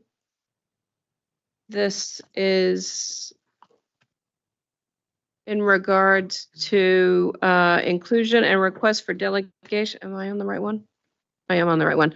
Inclusion and delegations under the new Fast Track Approvals Act 2024. Brent. Morning, councillors. I didn't feel that it was quite necessary for me to get Mark Broxby under bed in the UK to present his report, so I'm the poor delegate from Mark. Mark's work with staff around what are the elements of the new legislation that would require some form of delegation so that we can do our part of the fast track. And so you'll see the various elements of fast track, the various subsections of it, for which delegations would be needed for rapid decision making. In in doing these recommended delegations, they've sort of been guided by the existing procedural delegations manual, which gives a bit of guidance about the level of which the council has been comfortable in the past of delegating functions through to staff. It's quite important that we get these delegations in place because the legislation is now live. They are receiving requests from parties to be put into the fast track system, and so we need to have the delegations in place to be able to respond to the government as it starts receiving, accepting, and then seeking feedback. So with that, take any questions about whether or not there are elements that you have some concerns. Councillor Smith. Thank you. And I did warn you, and I've spoken with the Chief Executive, that I thought this report was, on the face of it, rushed, reactionary, and I'm not sure completely justified in what's been asking. So my sense holding back on this issue. And I know one of my colleagues thinks that most of this should be with council. So if I can cut to the chase under the new clause, I think 4 and 5 is too low in the organisation. B, 4 and 5 again should be removed. C, 4 and 5 should be removed. D, 3 should be removed. E, is that Chief Executive or the Director of Resource Use or the Director, or is it and? Not enough clarity there. F, I agree with. G, again, is it the Chief Executive or the Director of Resource Use or whatever? I think 4 and 5 need to be removed. And under H, number 2, I think needs to be removed. And I say this specifically because it's the fast track process, and some of these are quite controversial within the community. And I just want to be absolutely assured that the community and in particular council's view is reflected in any of these quick responses. So whilst I accept that the likes of manager regional consents would be involved in a submission or comments, I do believe ELT, the Chief Executive and or council need to be happy with the responses required. So I thank the staff for bringing it to our attention, but I think probably a little bit of thought and also community interest in what council is up to on this stuff. So that would be my recommendations if we need to amend the proposal, but I'm interested in hearing what other councillors think. Thank you. Can I get a response to the suggestions or rationale as to why they should remain or otherwise? Or so so I'll take the easy one first. They're not ands or alls, that they're ands. This delegation would give to each of those roles, which is the current situation with the procedural delegations manual. It's the wording in this here is consistent with the council's existing procedural delegations manual, which is that those delegations are given to the people with those roles.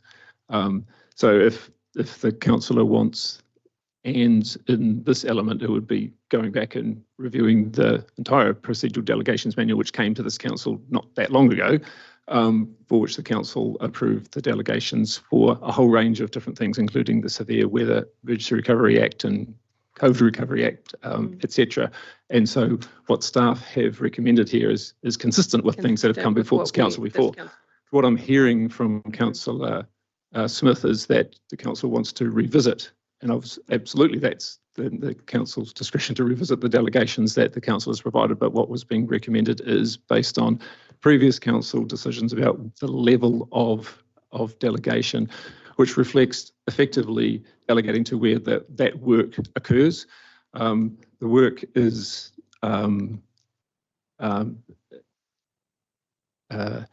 the specific nature of the requests that come in are around identification of issues, identification of matters that are of relevance to this council in terms of its policies, and making sure that that information is before the decision makers So we have a particular role that we have to play, and the people that have that expertise to do that work are the Strategic Policy Information Manager and the Regional Consents Manager. And so that's the level of expertise that's needed for, in fact, they would then have their staff doing the work for them.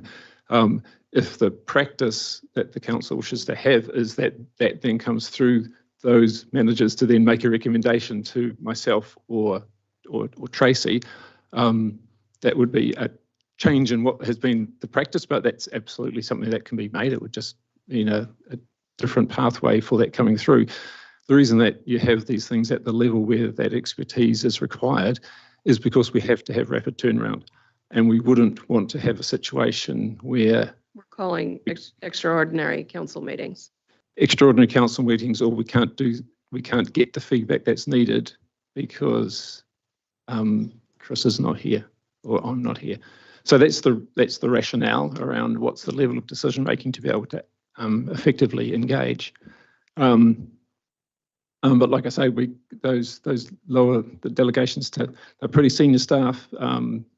They make some pretty significant decisions already on behalf of this council. The question would be, is there something in particular around the fast track, which is about reporting back on this council's policies, that warrants this to be the additional time that would have to go through, going through the CE and going through the council itself. You'll see the things that have been just left at the very high level, like, for example, F around judicial review. They are such rare possible occurrences. There's still timeframes in the Act around timing, such rare situations that it's appropriate that it would only be done by the Chief Executive. The part E, which is around appeals, that's a delegation that the Director of SWI has already in terms of appealing decisions of other councils, and so it's just reflective of the level of delegation that the council has already put in place. So that was the background.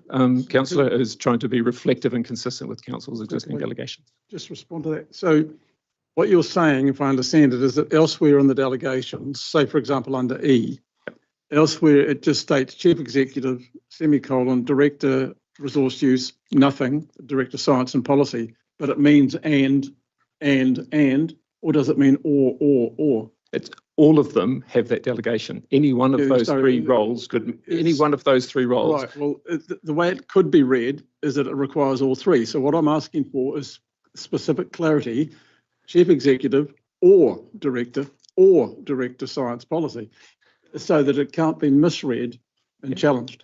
But Brent, if I understand you correctly, you're saying this is the format our standing delegation has. Correct. So if you are unhappy with that, then we need to revisit the delegations. We need to. If That, not just the fast track ones, but the overall delegations manual or whatever we. Correct. Yeah. And I would be very happy that that was done so as to take away any ambiguity. So I'll, as I said, I'll leave it open to others to have the opportunity to say. Thank you. Yeah. It's an interesting comment that's raised. I think I might try and get advice on that if it's necessary. Whether listing people who have a delegation means it's implicit that they're all empowered to make a decision, or whether they're all required to collectively make the decision. I think before we have to go through and do the whole manual, I'll just get some advice on it, because for the point that you've raised, Councillor Smith. Yeah. Councillor That'd be great. I think what Chris is proposing is right, because I'm also a bit confused by the punctuation and the fact that it starts with a colon, then it jumps to a semi, and then it's got the others without anything else. So sorry to be so technical, but if you could just clarify, that would be great. And it's too bad we didn't pick up on these things when we just recently approved the delegations manual. Yes, so it's a good suggestion, Chris, but I suppose the more substantive issue that you're raising, Councillor, is whether or not the level of delegation is we'll appropriate. get the advice on that. And No, it's up to the council to decide whether or not you feel that this level of delegation is appropriate. What staff have done is to be reflective of what has been. So, for example, you'll see where delegation has been restricted to directors. It's around the appeals. That in the current delegations manual gives the appeals delegation down to director. We reflected that. If that's not something that council is comfortable with, then you can remove that level and move that level up to Chris. And if you're not comfortable, but it just means that we'd have to have a process of pretty rapid turnaround to be able to get those decisions made, because the Act gives timeframes within those, because it's a fast-track legislation. All right. And apologies, councillors, I skipped ahead in the speaking order. So I've got Councillor Marr, Councillor Mahuta, and then Councillor Nicol. Councillor Marr. Thank you, Madam Chair. Yeah, I guess it's probably whether 1, 2, 3, 4, or 5 is a hierarchy thing. So whether you come to number 1 first, if they're not available, you come to number 2 or number 3. But again, I think Chris is seeking clarity. So the practice, councillor, this delegations manual has looked this way for the 27 years that I've worked here, and it includes. So it starts at the top and it goes all the way down to where the delegation stops. And in practice, the delegations are made at the lowest available level unless there's a need for it to go up. And so any one of those parties would have that delegation. So Brent, my other one is where does that leave the submission subcommittee and that sort of in that space, or any sort of council oversight? So that's a separate. So this is the legislative part where they come to us to ask for views on a proposal, which is so we have a legislative responsibility, and then when they receive and then are processing, they go through their process. When they process things, they will put things out for certain parties to be able to make submissions, which is a different element, which is covered by existing delegations around making submissions on matters. So Lizette is here and Lizette could talk about what happens from our policy end if there are fast-track applications that get lodged. Understanding that fast-track is something the government wants to cut out layers of bureaucracy. Correct. But like I say, these are the things where there would be it's a delegated decision that the council has to make. So for example, the law says that councils can make written comments on a referral application. You have a certain number of days to do that. If we came back to the council, we wouldn't be able to do that. And so that has to have rapid turnaround, which is different than when an application is being in the middle of its process and before a committee.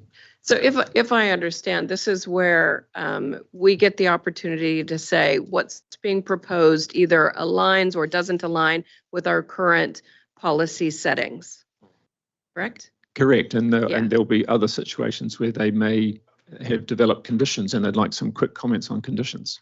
And so when the way the law's worded, it says the council has that opportunity. And so unless we have a delegation, then we'd have to keep coming back to council every time you're looking to make some comments on some conditions that a panel might be looking to put in place.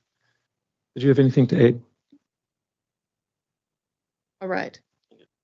All good? Yeah, thank you. Okay. Councillor Mahuta. No, I think the questions I wanted to ask have been asked, but just in reverse, if this is how the shop runs, to your point, Brett, when for a fast track application, would it still go through the EPC?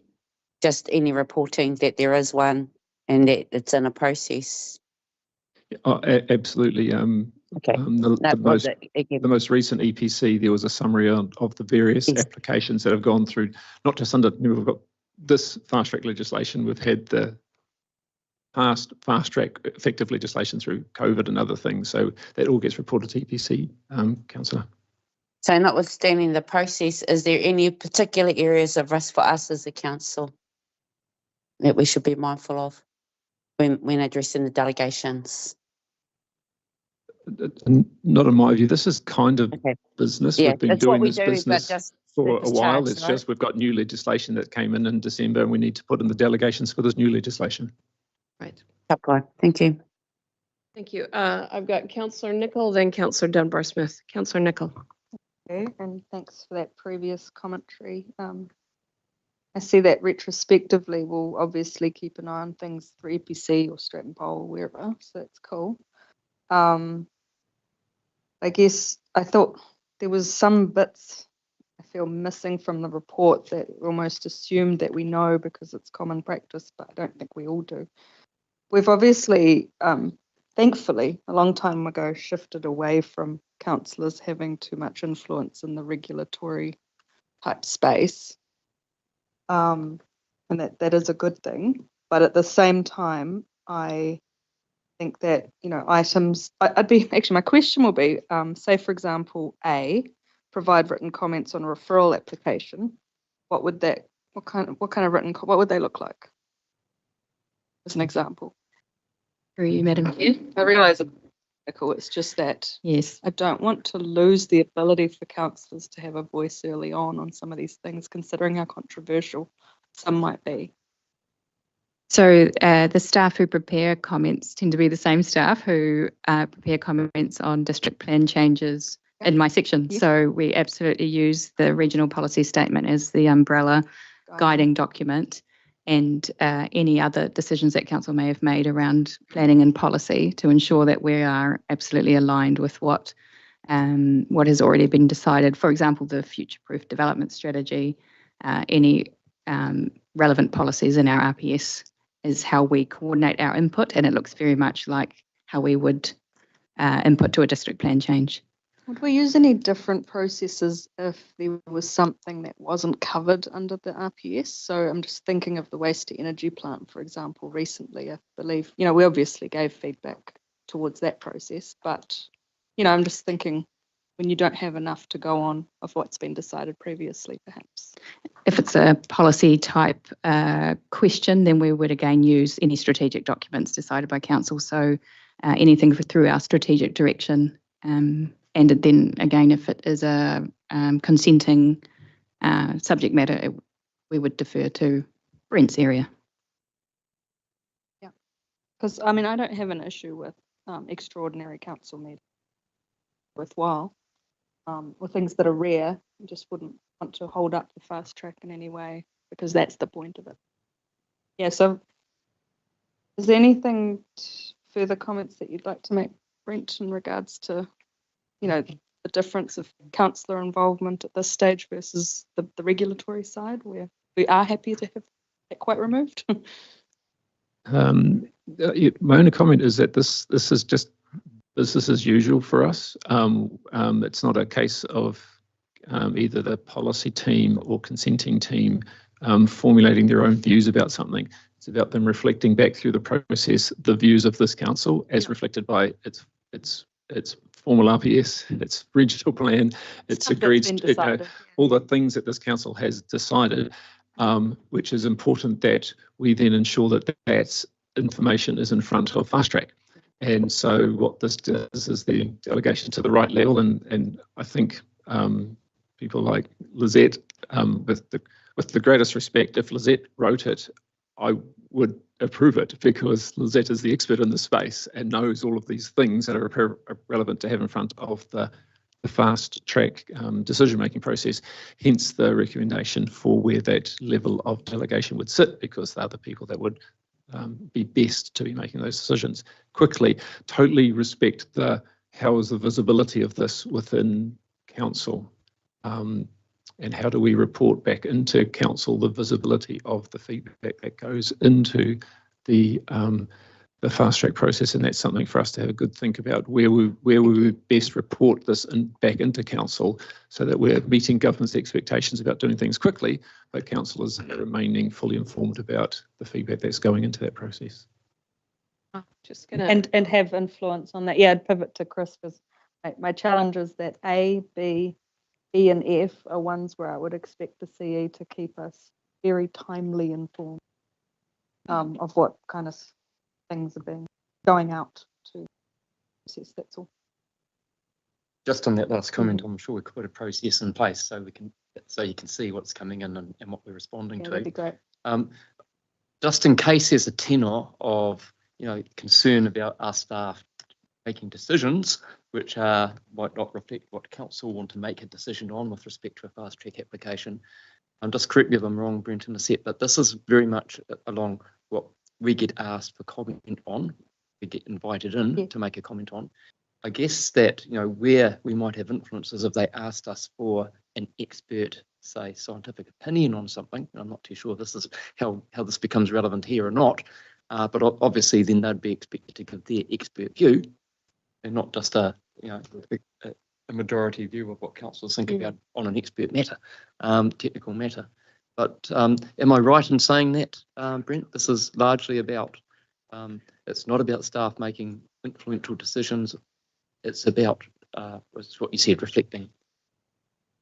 It's our ability to reflect in the process the information that comes out of this council into that process, because as you've identified, Chris, we get some pretty short turnaround times to be able to you do to respond to bring to the attention. One of the key things for us in this space is where it gets down to things like conditions, because we inherit those consents. We become effectively the overseer of whatever comes out of the fast track. And so we have a very short window of time that we need to engage with the fast track process to ensure that you don't end up with conditions that this council is responsible for implementing that are not implementable. And we get some pretty short turnaround time on that. So we need to be able to have the right people getting that stuff back to. Never want to have our council talk about that one as much, knowing how important that wording is from an expert point of view. Like I said, it's just A, B, E, and F that I'd expect the CE to keep us nice and close in particular. Thank you. I'm sorry. So I just want to make sure in the process that he's thinking about for monitoring, reporting back to us that when these things are happening, that we don't find out like 3 months later through EPC, but we might have a faster process than that to know that our council has provided commentary on, say, a very controversial one, which we may or may not have in the region. I'm just not wanting to sign away everything, because if we can at least timing-wise be across it, then if there is an issue that we're not happy, that we can make sure our CE is aware of it. Thank you. So we'll work on a process around that, councillor. So there's, for example, we know that the government fast track process is currently considering whether or not to accept the new proposed gold mine at Waihi for fast track. Here, what you're saying is if a decision's made in the next couple of days to do that, you're very keen to hear that it's happened and then where the next steps are. So we can work on what that would look like. But that process sits outside of the delegations manual that we are. That's your expectation talking about of no today. Surprises from Chris and myself, as opposed to the delegations. Right. All right. I've got Councillor Dunbar-Smith and Councillor Cookson. I just want us to focus in, though. We have had quite a bit of discussion around that this is business as usual. We are just altering our delegations manual to reflect this new piece of legislation, but we are remaining consistent. So I'm just flagging. I mean, Councillor Smith, you had suggested a number of changes. I just we need to land somewhere today, and whether or not we are all satisfied that this is indeed consistent with our delegations manual. If councillors want to revisit the delegations manual, that is a separate matter than this. Okay, so I'm just flagging that. And I will come back to you, Councillor Smith, after I go to Councillor Dunbar-Smith and then Councillor Cookson. Ben. Thank you. I think the point that Noel was raising is that the 5 people on the tier, the manager, regional consents manager, strategic policy, that given that fast track approvals is a rather new and controversial piece of legislation, it would be better if it was seen to be signed off at a director or chief executive level, and therefore those 4 and 5 items should be deleted throughout the process so that it's only directors or chief executive who are actually signing off. I'm sure the manager regional consent will do all the work. It's just a question of who's seen to sign it off, given it is a fast track, it's not normal business. Thank you. I'll agree.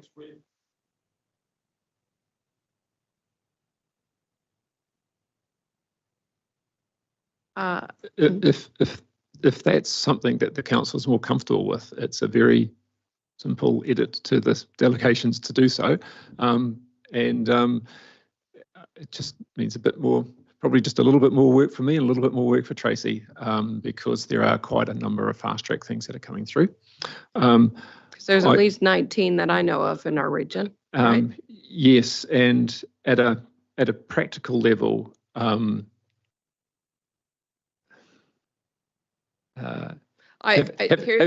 myself get involved with every single fast track to make comments on consent conditions doesn't feel like a really good use of my time, because I don't get involved with that with any other project, including projects that are going to court, going to the Environment Court, going to substantive hearings. The director doesn't oversee and check conditions on all of those things. It would be putting a level of delegation in which is kind of a bit inconsistent with where we are, where the expertise for that area sits. But absolutely, if that's what the council feels more comfortable with, then that delegation can move up. For me personally, if this is aligned with our previously approved delegations approach, I am comfortable with that. If councillors are not comfortable with that, then I would say that we need to revisit the whole delegations manual in order to address any inconsistencies that people feel are there. Councillor Cookson. Thank you, Madam Chair. I'm supportive of what Noel and Ben's question was exactly what I was going to ask. I don't have any problem with the Tier 5 writing the paper. I just want to make sure that it's signed off by you, Brent. That's what I want to see. But anyway, that if we have to go back to delegations to resolve that, that's fine, but that's where I sit. Thank you. So Councillor, the manager here is Tier 3. It's a very senior manager. And in the normal delegations manual, you're quite right, Robbie, there's actually delegations right down to officer level, which you would consider Tier 5.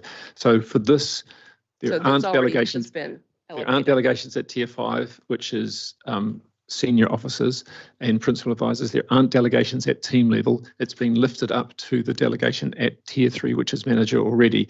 And what I'm hearing is whether or not there's a level of comfort with it sitting at the Tier 3 manager level, whether it going to the director.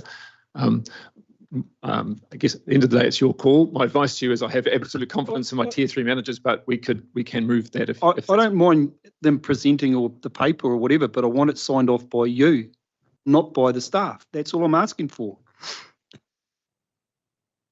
It's gone past your desk. That doesn't mean your extra workload, that you've just seen it, ticked it off, signed it and said present it.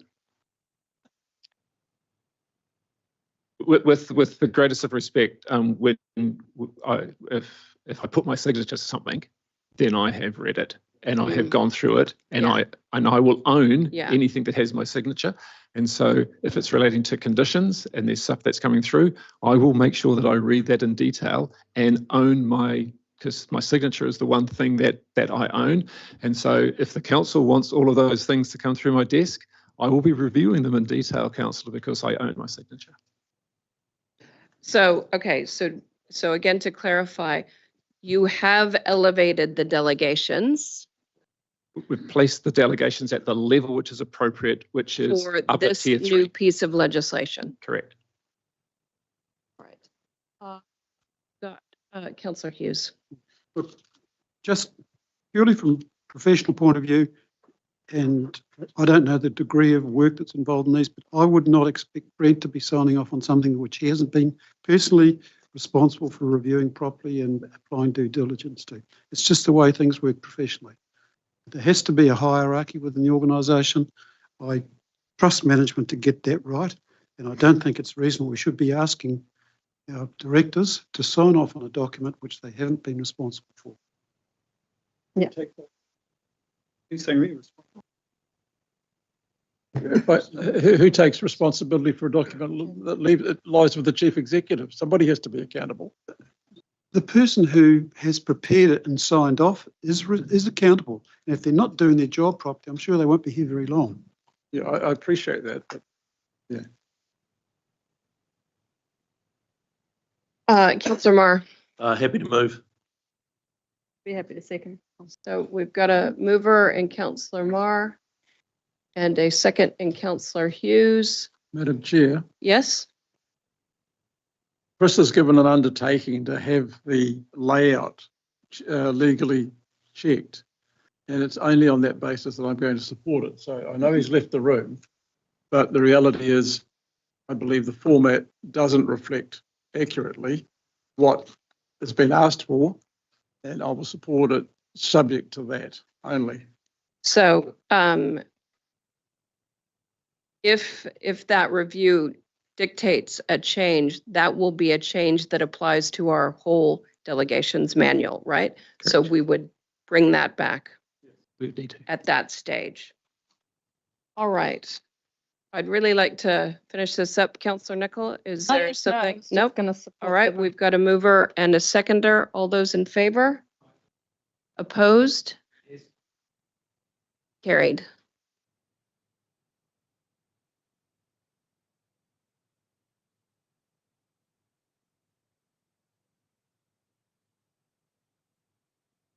Supported.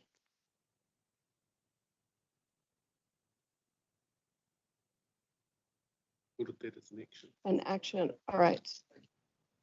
So, Mr. Chief Executive, just you had indicated that you would, I'm trying to, yes. So you're going to review the format from a legalities point of view. If it is insufficient, then that will come back through the a review of the delegations manual to make any. Yes, to check that it's legally unambiguous, I think would be what the councillor asked for. Right. All right. Let's get through our last item, and then we are going to our last item before we break for lunch and then come back again. Okay, so we are now on item 7.10. Sorry, any issues? No? Okay. We're on item 7.10. This is on page 321 of your agenda, the Regional Biodiversity Strategy. And we have Judy Van Rossa. Kia ora tātou. Thank you, Madam Chair and Chief Executive and councillors. So this report just seeks approval for the proposed approach to developing a regional biodiversity strategy to fulfil a Chief Executive KPI for 2024-25. And we have Angus McKenzie online as well from Place Group, who's helping us with this project. The strategy will help to guide efforts and set out the strategic priorities for restoring and maintaining Indigenous biodiversity at a landscape scale in the Waikato region. It will build on and bring together the work that Council already does alongside many other stakeholders in the region. So developing the strategy aligns with our strategic direction and meets a statutory requirement under the current National Policy Statement for Indigenous Biodiversity, or NPS-IB, noting that the strategy itself is a non-statutory or not legally binding document.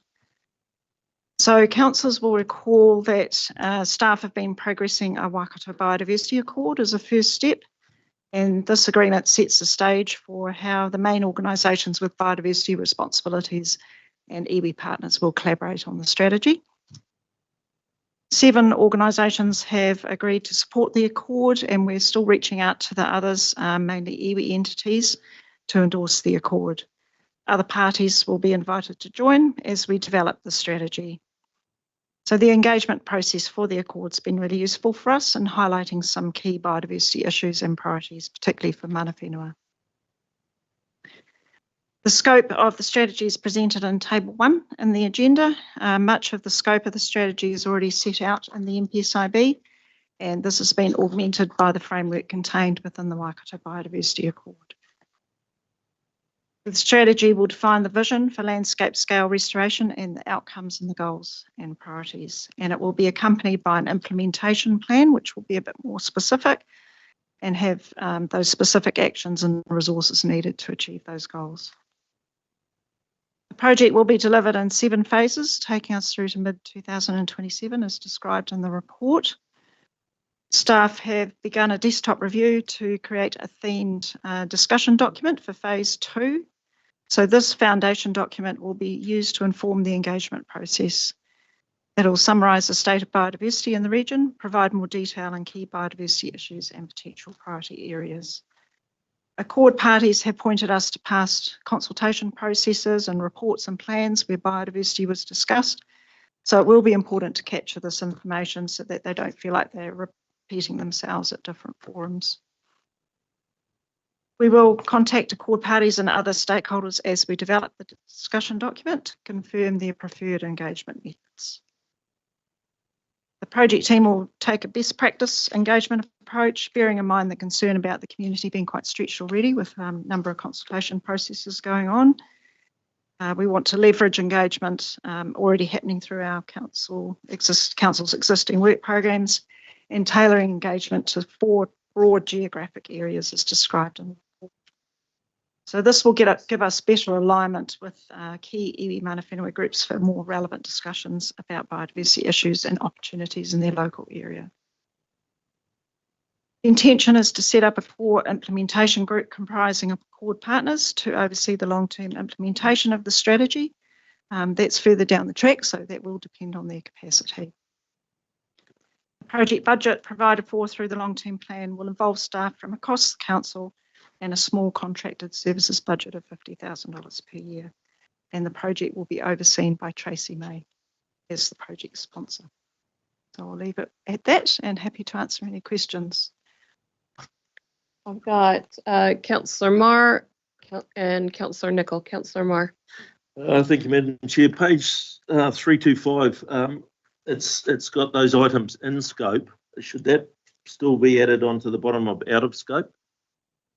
There's water quality, quantitative targets, individual species recovery plans, how to deal with biosecurity. Oh, right. It's just a typo. It is a typo. It is a typo. I was wondering what you were doing with coastal marine habitats. Yeah. Cool. So in the work stream piece, item 23. So just an outline. Who in WRC are those work streams for?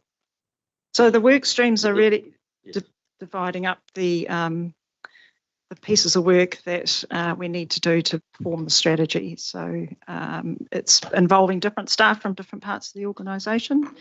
We've tried to group them to make it a bit simpler and to provide some clarity as to how the strategy will be developed. So we've got the kind of operations people, and then we've got the more of the spatial science staff in another work stream, and the communications people in another work stream as well. Okay. And you did, as you started off mentioning, that it is a voluntary agreement and non-legally binding, but it also provides for the overarching direction for local biodiversity strategies and other plans and policies. So that they seem to be a little bit, to me, at opposites, if you like, where you've got something that's not binding, but it's certainly going to be overarching for our policies and strategies going forward.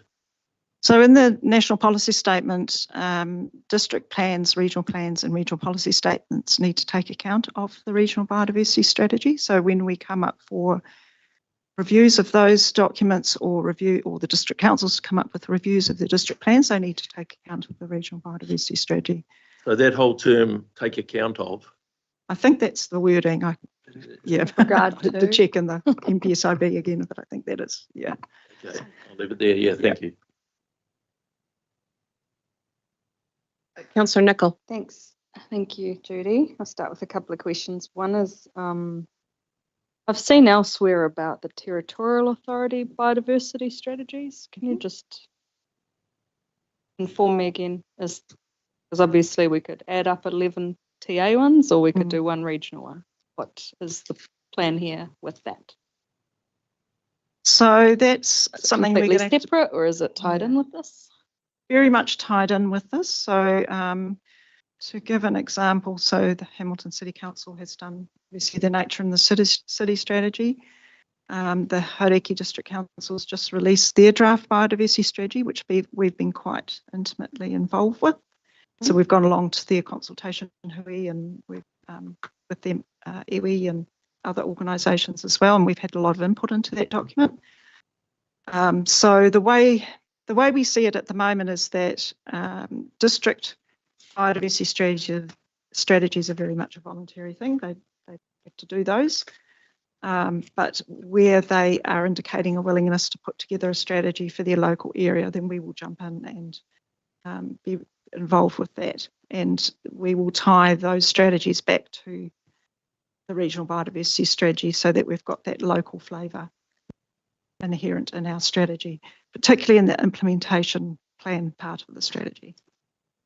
And if our regional larger one comes up with further or more ideas, we would ask them to review theirs to try and incorporate and keep aligning over time. Is that right?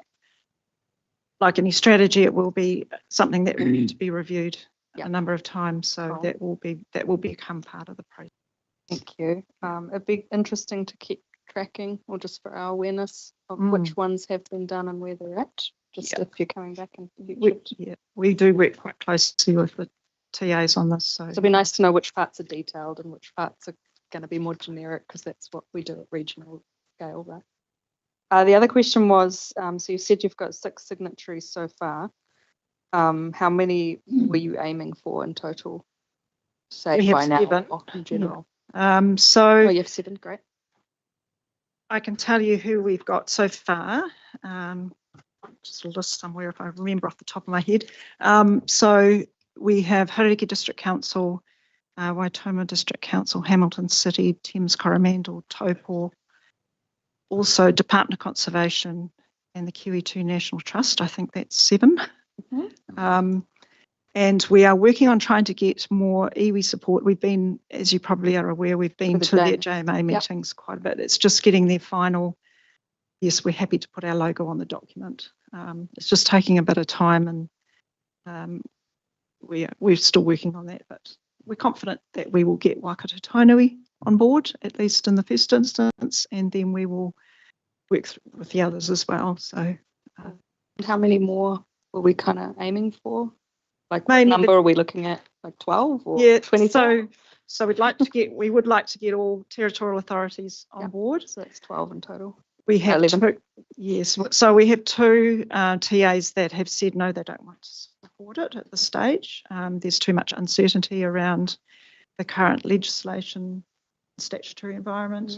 They want to know more about what's involved, the detail, etc., which is a fair concerns. So that's Rotorua District Council and also Otaurahonga. And as far as the iwi JMA partners are concerned, so we'd like to get all of them on board. So we have engaged with Hauriki Iwi as well. So another 10 kind of. Yeah, potentially. Thank you. And I just wonder whether councillors could help with that a bit more. Just a conversation we could have. Perhaps. We would welcome some support. All right. And then more substantive for me, just to make a comment. I mean, I'm mindful this is to fulfill a CEO KPI. I'm not that keen to support this, although I love the work. I just think that the timeline is too long. I think there have been delays in the project so far, and there could be delays again, and we're running right up against the LTP next time. I worry that we might not be ready to have a really good package going to the next LTP. I would want that timeline compressed, and I would like to know, obviously, what resourcing you'd need to do that. The other point was, so for example, also I challenge whether the governance structure could come sooner rather than having the advisory first. I just think there's a lot of things in here that, while it's, and I love the comments around let's not wait for everyone to sign. I completely agree. Just go and they will jump on when they realise it's working. But I would love to see specific wording around we will not allow reforms to slow us down either, because it's just happening way too often. And this touches on too many of the reforms that are happening. And there's some wording in there about capacity dependent. And I just thought strip that out, because we need to go full commitment with the ones that are in. So that's my feedback. Of course, I will support the work. It's just that being a CE KPI and us seeing it so little in the development phase wasn't I'm not mindful of where I was able to give this feedback sooner, so we'll see where it lands. But keen to hear other people's thoughts too. I'm just really keen to move this on because first we had to wait for the MPS for ages, and now I feel like there's a whole nother 3 years that have gone and we're still planning to plan in a way. Yeah. All right, I've got Councillor Smith and then Councillor Clarkson. Councillor Smith. I've got some similar thoughts to Jen. I note on page 321, we started this process, or staffed it in September 23. Last June, we signed off the draft accord. It's 9 months later. I note there's only 6 on board. It's disappointing that people aren't more engaged, particularly as this biodiversity is so important to council. I look at the issue of on the next page of the KPI. So it's all very well getting this accord agreed by council, but what's the strategy to actually take it forward? So is there to be a further KPI to the chief executive in the next round to actually try and bring some meaningful conclusion? And to Jen's point about funding, sorry, not well, it is timing. If the project closure on page 326 is July 2027, I've been trying to look for the funding and so on, because from a strategy, generally there needs to be funding. And if you get to the end of the process, 30 June 27, when the LTP has already been endorsed, there is no funding mentioned in here. And June 27 is far too late. We need to have those strategies approved 6 to 8 months earlier so that it can go into the LTP discussions.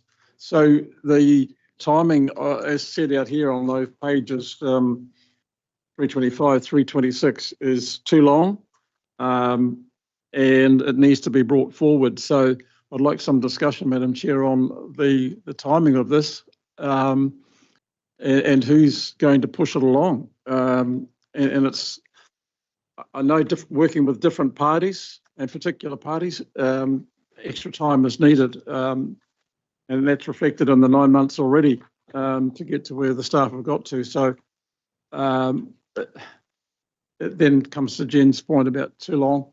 So yeah, we need to bring it forward. So is there any way in which we could look at this program, please? All right, I know the chief executive wants to make a comment, but if we can just hear from Councillor Clarkson first, and then yeah, okay. So look, I know this is not easy because I've been involved in similar projects in other parts of the country. I would like to see, though, a little more clarity around timelines. So I'd actually like to see almost like a flow chart and who's in and who's possibly in and who, what stage are we at, so that we really get a stronger overview of where we're at, which is what I'm not really clear on at the moment. And I am also wondering about the role of governance in assisting to move this along much more quickly. In other places in the country where I've been involved in these things, elements of governance became heavily involved to assist the operational side in making the linkages, the connections, and to some extent, in some cases, actually almost applying pressure on, because this is a political arena as well. It's not just an operational one. And it's how do you get them all in the tent, and how do you get them all to focus on operating in a collaborative way? So these are just questions. And I do know it's not easy because I've seen how long it took in other parts of the country.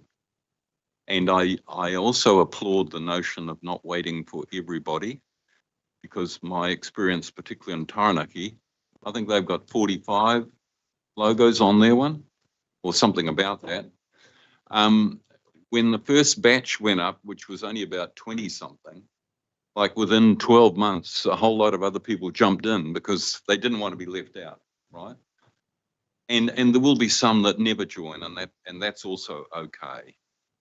So yeah, I just want some more clarity around a timeline and some thinking to go into how governance might be able to help push some of this along. And now I'm going to go to a really minor point. Is the document, is that sort of the style that you intend to put out publicly? The discussion document? The nicely illustrated document? Yep. That, yes. Yeah. So just a thought about that too, is that I'm looking at a couple of the images and I'm wondering about where they came from. There's a very nice image there of a formerly known as the Hebe, now called the Veronica. And I'm not sure it's a Waikato one.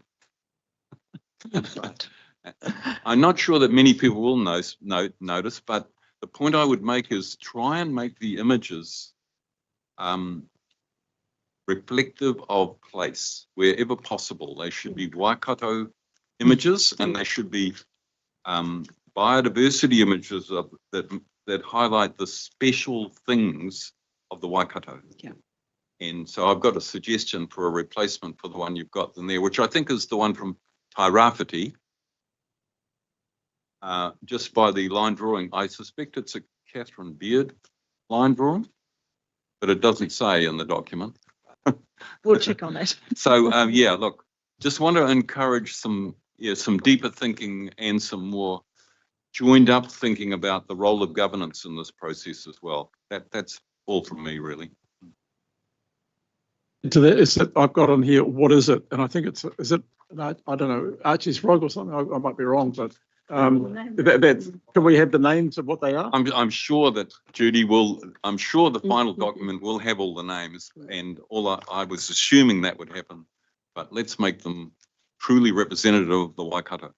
A good point though, because we do say out of scope is kind of like not species specific, but so then the photo, if it was more of an ecosystem photo, would make sense to me to be on brand. Thanks. Thanks. All right. Mr. Chief Executive, would you like to respond to that feedback? Thank you, Madam Chair. And I intentionally waited for Professor Clarkson to make some comments because I knew he had been involved in a bunch of these things around the country, and I've heard him talk about the, some of the complexities in trying to get these things across the line in the past, let alone when you get to the implementation stage. So a couple of comments I'd make is that it is a KPI. I've been encouraged to try and push staff to get things through as early in the year as possible and not leave them all till end of year type thing. So, okay, bit of a lesson here. Trouble is if you go earlier, you have less time to engage with, to work with all the stakeholders like we've had to and the partners in this, and to engage with council to get all that feedback before we come and report against the KPI. So I'll take that one. Paul Loof's just walked in the room. I hope that you heard that one, Paul. That's something that we'll have to discuss at some point in time as well. In terms of, I think of what I heard that despite the fact we have to work with quite a bunch of people to make this strategy work at the other end, there's a little bit of turbocharging is what I'm hearing that some people want. To me, that has some risks. If it's, it's easy to say, but I will need to understand the risks of doing that from staff. And I see there's Angus online and Judy. I don't know if you're able to. You're talking about in terms of resourcing, that if we turbocharge this, then what are they going to slow down on somewhere else? Or what will we not do so well? Yeah. Or where might we lose some of those other players that we want to work with? Because I think this is some of what I've picked up from Bruce done elsewhere in the past. And I am interested in the comment that it gets too close to an LTP discussion. Of course, it doesn't mean on day one in the LTP, you've got to be doing something that might get phased out to later in a year or whatever, because I think that's going to have to be carefully considered as well. And it's not just ourselves. We need to do that with other players. So all I'm saying is this is really important work. We have to do it in terms of, are we going to make a meaningful difference? We've got to have something that we do out the other side that makes a meaningful difference. I'd just invite Angus or Judy to probably comment on, what it might be if we were to try and bring a progressive plan over the next couple of years, bringing it forward. working with partners and any resourcing implications. I might just kick off and then let Angus comment on as well. So it does feel like a really long time. So, I mean, I'm the main staff member working on this, but trying to squeeze little bits of time from other staff who are already pretty committed. So it would have an implication on staff time really if we were to push it or contract the time frame that the strategy is to be developed over. Probably the biggest concern for me would be the engagement and having that genuine engagement, particularly with iwi, because it does seem to take quite a long time. But I'm going to hand over to Angus to maybe comment on that. Angus. Thank you. I don't have much more to add other than the plan currently is developed on the resourcing that is available through the LTP. And in terms of, so it's just, that's the assumption that it's based on. If you want to go faster, obviously there's resourcing implications around that that would need to be looked at. So yeah, that's all I'll say around that. Thanks. Councillor Clarkson. Just a final thought also though, remember that this document will also be really important in the framing of the money that's already been dedicated in the LTP. So, like the Natural Heritage Fund and all those other things needs to be sitting within this umbrella, because this document will help in some of the prioritisation of where we spend the money. So that's another reason, I think we have to get this one across the line too. And yes, okay, we'd all want it to go faster, but it is a question of how much we can afford and how much potential future targeted ratepayers might be prepared to add to the mix. And so, it's not just about a sudden injection, it's about a planned injection, a longer term injection. And again, this is why we need to get this thing across the line, because it's part of the whole framing with what we're already doing in natural heritage funds. I'm just conscious of a decision that we need to make here today, and I understand the desires that people have for this to go faster. We've heard the impact that may have on resources that are available to us. And so I'm just wondering how we might frame up a decision today that allows the work to continue, because it is important work. We have all said this. We have said this is a priority for our council, and we have engaged with external organizations that recognize it as a priority. So I'm wondering, what are our avenues? If we were to approve the plan that's in front of us today, what are the avenues to then have further information to come back to this council so that you might be able to illustrate that, well, we could speed it up, but this is what would be required in order to do that, either requirements of additional resourcing to do that, or this is what we would stop doing in order to meet a more contracted time frame. Just wondering what it would be our process to bring this back to further refine. Yeah, thanks, Madam Chair. Just in response to that, I've got a couple of things on my mind. One is that I'll have a look at how we're allocating our resources across the whole biodiversity area and make sure we've got it prioritised in the right place, because it might well be that I can bring some resources in from other work programs that can help this.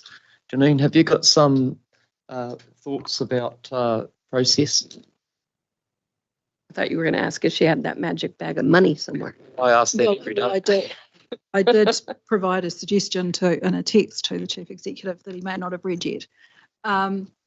So I think if Council wants to progress work next year, that's probably through the CE submission, so that it can actually be formally considered through that budget setting process before we land all of that. Alongside that, I guess being mindful of adding more rates in obviously there is still the conversation that is live with councillors around prior year surplus. So this could be one of those things that in order to advance a program of work, you may lean into that, which would give you some relief in the costing, I think, in the outer years of some of this biodiversity work program, or do other things with that money that's already been signalled. And Madam Chair, in terms of the resolution today, you could approve the plan, you could decide not to approve the plan, or you might approve it in principle, subject to some of the options coming back to council in terms of how it can be progressed. I think that the CE did run a risk in only presenting this on the 27th of March when it is due on the 31st of March. But I'd be noting the intentions put in everything. I'd be willing to change the motion to say something to that effect.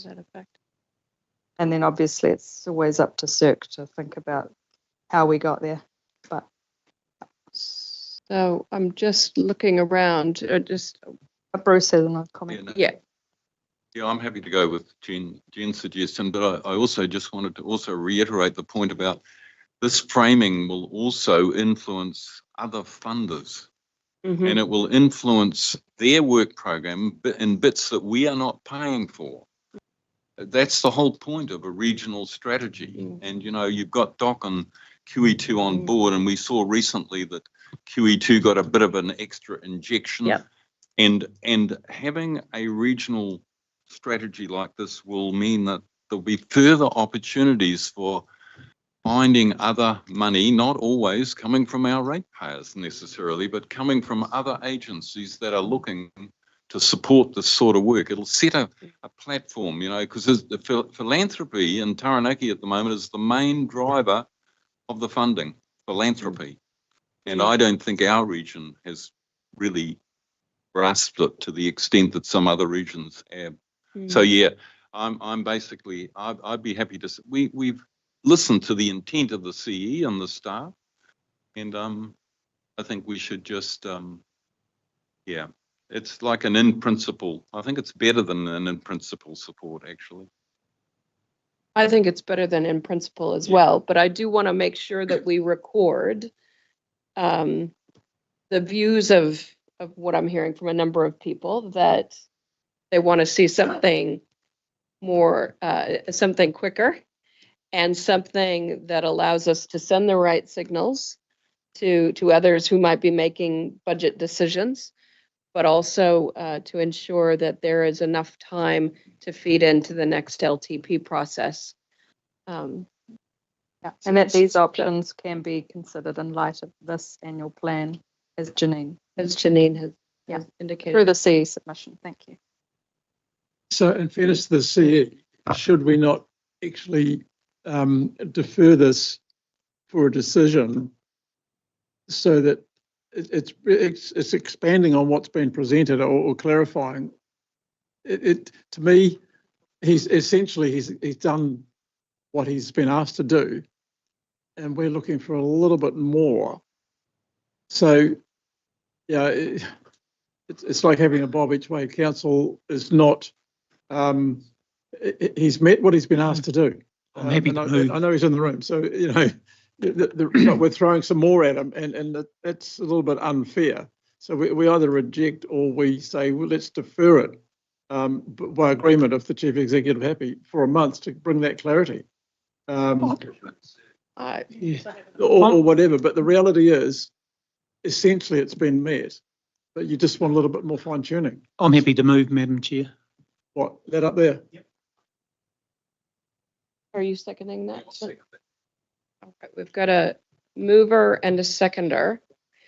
I think that the chief executive and staff have heard the desires of this council to escalate, elevate, work on the velocity.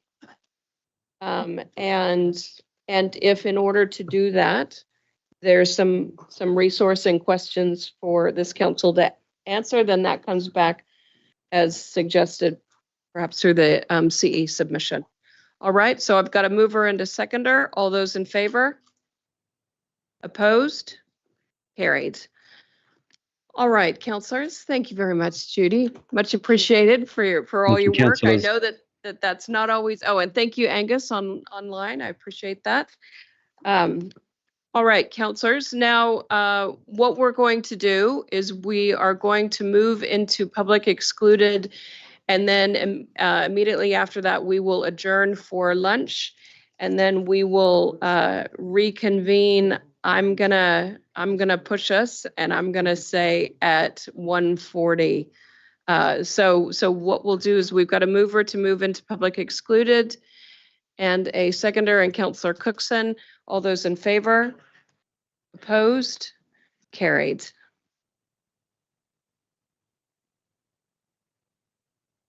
I have to wait for you to do turnover before we adjourn? No? Okay, so we'll adjourn the meeting and come back at 1:40.